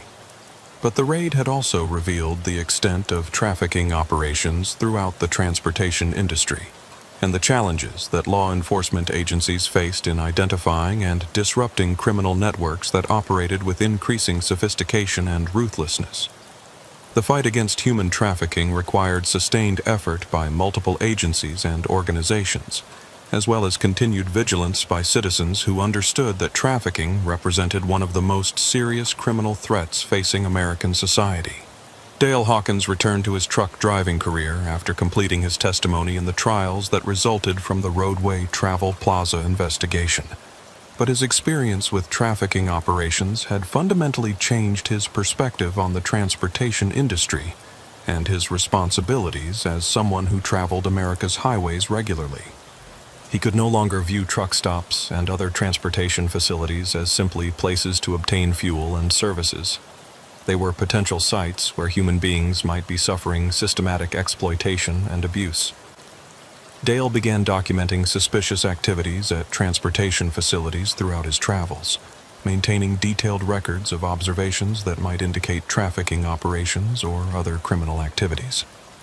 He shared his intelligence with law enforcement agencies and other drivers who were committed to fighting trafficking wherever it appeared, creating an informal network of observers who could provide early warning about criminal activities that might otherwise go undetected. His reputation as someone who had successfully confronted a trafficking operation led to consulting opportunities with trucking companies, law enforcement agencies, and anti-trafficking organizations that wanted to benefit from his experience and expertise. Dale developed training programs that taught transportation industry professionals to recognize signs of trafficking and provided procedures for reporting suspicious activities safely and effectively. The consulting work took Dale throughout the United States and into Canada and Mexico, where he learned about the international dimensions of human trafficking and the cross-border cooperation that was necessary to combat criminal organizations that operated across multiple jurisdictions. His work revealed that trafficking was a global problem that required coordinated responses by law enforcement agencies, governments, and private organizations throughout North America and beyond. But perhaps the most important aspect of Dale's post-rescue activities was his continued advocacy for trafficking victims, and his work to ensure that people who had been rescued from criminal operations received the support and services they needed to rebuild their lives. Many trafficking victims suffered from physical and psychological trauma that required extensive treatment and rehabilitation, but government and private resources for victim services were often inadequate to meet the demand created by successful anti-trafficking operations. Dale worked with victim services organizations to develop programs specifically designed to help trafficking survivors transition back to normal life and recover from the systematic abuse they had suffered at the hands of criminal organizations. The programs addressed not only immediate needs for medical care, housing, and psychological counseling, but also long-term requirements for education, job training, and legal assistance that would help survivors become self-sufficient and avoid re-victimization by other criminal operations. The victim services work brought Dale into contact with many of the people who had been rescued from the roadway travel plaza and other trafficking operations, providing him with insights into the long-term consequences of trafficking and the challenges that survivors faced in rebuilding their lives after experiencing systematic exploitation and abuse. The stories he heard reinforced his commitment to fighting trafficking and reminded him that the stakes in anti-trafficking efforts were measured in human lives rather than simply criminal convictions or property seizures. Maria Santos, the young woman who had been rescued from the roadway travel plaza after 6 months in captivity, became one of Dale's closest collaborators in anti-trafficking advocacy and victim services work. Her experience as a trafficking survivor provided crucial insights into the methods used by criminal organizations and the most effective approaches for helping victims recover from their trauma and rebuild their lives. Dale saved my life and the lives of dozens of other people, Maria explained during a conference about trafficking in transportation infrastructure. But rescuing us was just the beginning. The real challenge is helping survivors heal from what happened to us and making sure that other people don't suffer the same exploitation and abuse that we experienced. Maria's advocacy work included testimony before congressional committees, speaking engagements at law enforcement conferences, and collaboration with victim services organizations throughout the United States. Her first-hand knowledge of trafficking operations provided lawmakers and law enforcement officials with crucial intelligence about criminal methods and the most effective strategies for combating trafficking networks. But Maria's work also emphasized the human cost of trafficking operations and the importance of providing comprehensive services for survivors who had been rescued from criminal exploitation. Her testimony helped secure increased funding for victim services programs and led to legislative changes that provided better protection and support for trafficking survivors. James Wright, the truck driver who had been kidnapped and forced to support trafficking operations, also became an advocate for anti-trafficking efforts within the transportation industry. His experience as both a victim and an unwilling participant in criminal activities provided unique insights into how trafficking networks recruited and exploited transportation industry professionals. The traffickers understood that truck drivers were valuable assets because of our mobility, our knowledge of highway systems, and our access to transportation infrastructure. James explained during a training session for commercial drivers in Kansas City. They targeted drivers who were isolated, financially vulnerable, or facing personal problems that made them susceptible to coercion or recruitment by criminal organizations. James's advocacy work focused on helping transportation companies develop security measures and employee assistance programs that would protect drivers from recruitment by criminal organizations and provide support for drivers who might be targeted by trafficking networks. His recommendations included background checks for customers and business partners, security protocols for high-risk routes and facilities, and employee education programs that taught drivers to recognize and report trafficking activities. The collaboration between Dale, Maria, James, and other survivors of the Roadway Travel Plaza operation created a powerful advocacy coalition that combined law enforcement expertise, victim services experience, and industry knowledge to develop comprehensive approaches to fighting human trafficking. Their work influenced policy development at federal, state, and local levels and led to significant improvements in anti-trafficking efforts throughout the transportation industry. But their advocacy work also revealed the ongoing challenges that law enforcement agencies and victim services organizations faced in combating trafficking operations that continued to evolve and adapt their methods to avoid detection and prosecution. The criminals possessed resources and capabilities that allowed them to respond quickly to law enforcement successes and develop new methods for exploiting vulnerable populations. 5 years after the Roadway Travel Plaza raid, Dale Hawkins was still traveling America's highways as a truck driver, but his routes and schedules were now planned in cooperation with law enforcement agencies that used his travels as opportunities to gather intelligence about suspected trafficking operations and other criminal activities. His truck was equipped with sophisticated surveillance equipment that could document suspicious activities without alerting criminal organizations to law enforcement interest in their operations. Dale's covert intelligence gathering activities had contributed to several additional anti-trafficking operations, including raids that had rescued more than 200 victims and resulted in the arrest of over 100 people involved in trafficking networks throughout the central United States.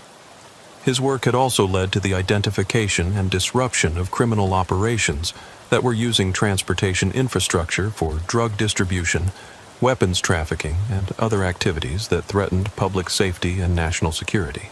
But perhaps the most significant impact of Dale's continued anti-trafficking work was the network of transportation industry professionals who had been inspired by his example to become actively involved in fighting criminal operations that exploited vulnerable populations.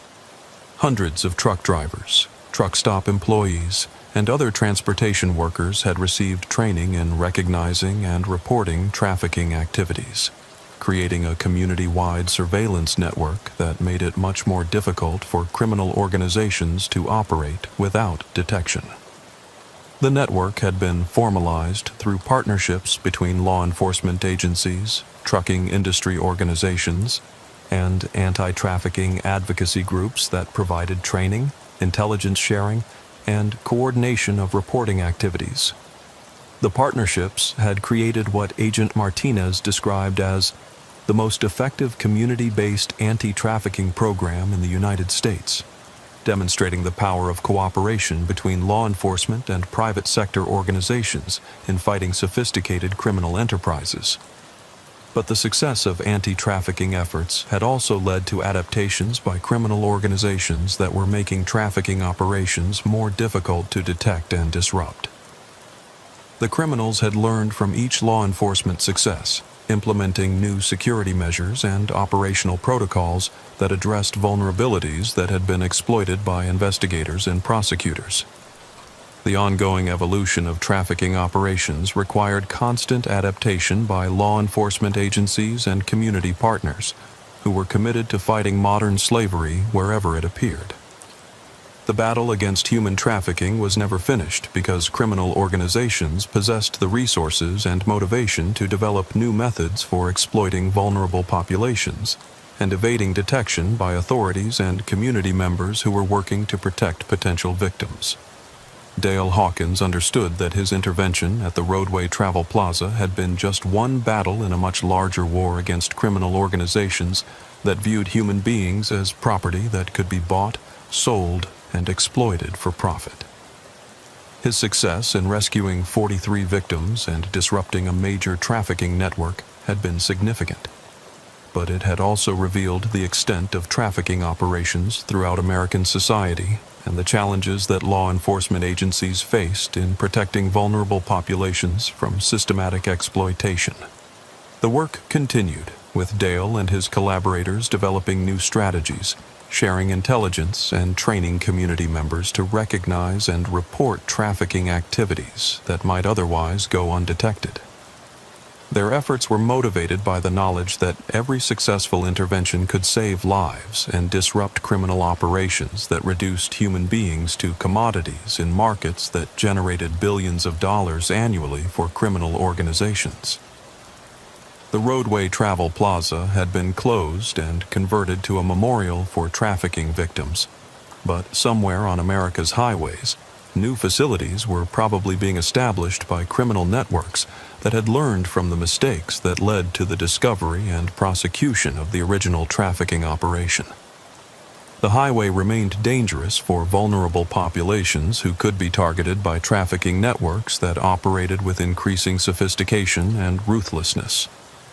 But the highway also remained patrolled by people like Dale Hawkins, who understood that fighting human trafficking was not just a law enforcement responsibility, but a community obligation that required vigilance, courage, and commitment from everyone who traveled America's transportation networks. The CB radio silence that had first alerted Dale to problems at the Roadway Travel Plaza continued to serve as a reminder that some quiet on the highway was not peaceful. It was the sound of victims suffering in isolation, waiting for someone to care enough to take action against their exploiters. Dale's story had become part of trucking folklore, shared at fuel stops and driver gatherings as a reminder that survival on America's highways required more than mechanical knowledge and safe driving practices. It required understanding that some people viewed vulnerable populations as prey, and that sometimes the only way to protect victims from trafficking operations was to be willing to risk everything rather than walk away from evidence of systematic human exploitation. The fight against human trafficking continued on America's highways, where predators and protectors shared the same roads and the stakes were measured in human lives rather than simply criminal convictions or property seizures. Dale Hawkins' intervention at the Roadway Travel Plaza had proved that individual action could make a difference in the fight against modern slavery, but it had also demonstrated that protecting vulnerable populations required sustained effort by law enforcement agencies, community organizations, and individual citizens who understood that human trafficking represented one of the most serious criminal threats facing American society. The memory of the screaming that had started at 2:47 a.m. in the women's restroom at the Roadway Travel Plaza served as a permanent reminder that human trafficking was not an abstract policy issue, but a personal tragedy that destroyed lives and communities when people failed to recognize or respond to evidence of systematic exploitation. Dale Hawkins had heard that screaming and decided to act rather than walk away, saving dozens of lives and proving that individual courage could triumph over criminal organizations that seemed too powerful and sophisticated to be defeated by ordinary citizens. His legacy continued in the work of law enforcement officers, victim services providers, and community advocates who were committed to fighting trafficking wherever it appeared. But it also lived on in the knowledge that somewhere on America's highways, Other people were listening for the sounds of victims in distress and preparing to take action against criminal organizations that viewed human beings as property rather than people deserving of dignity, freedom, and protection from those who would exploit their vulnerability for profit.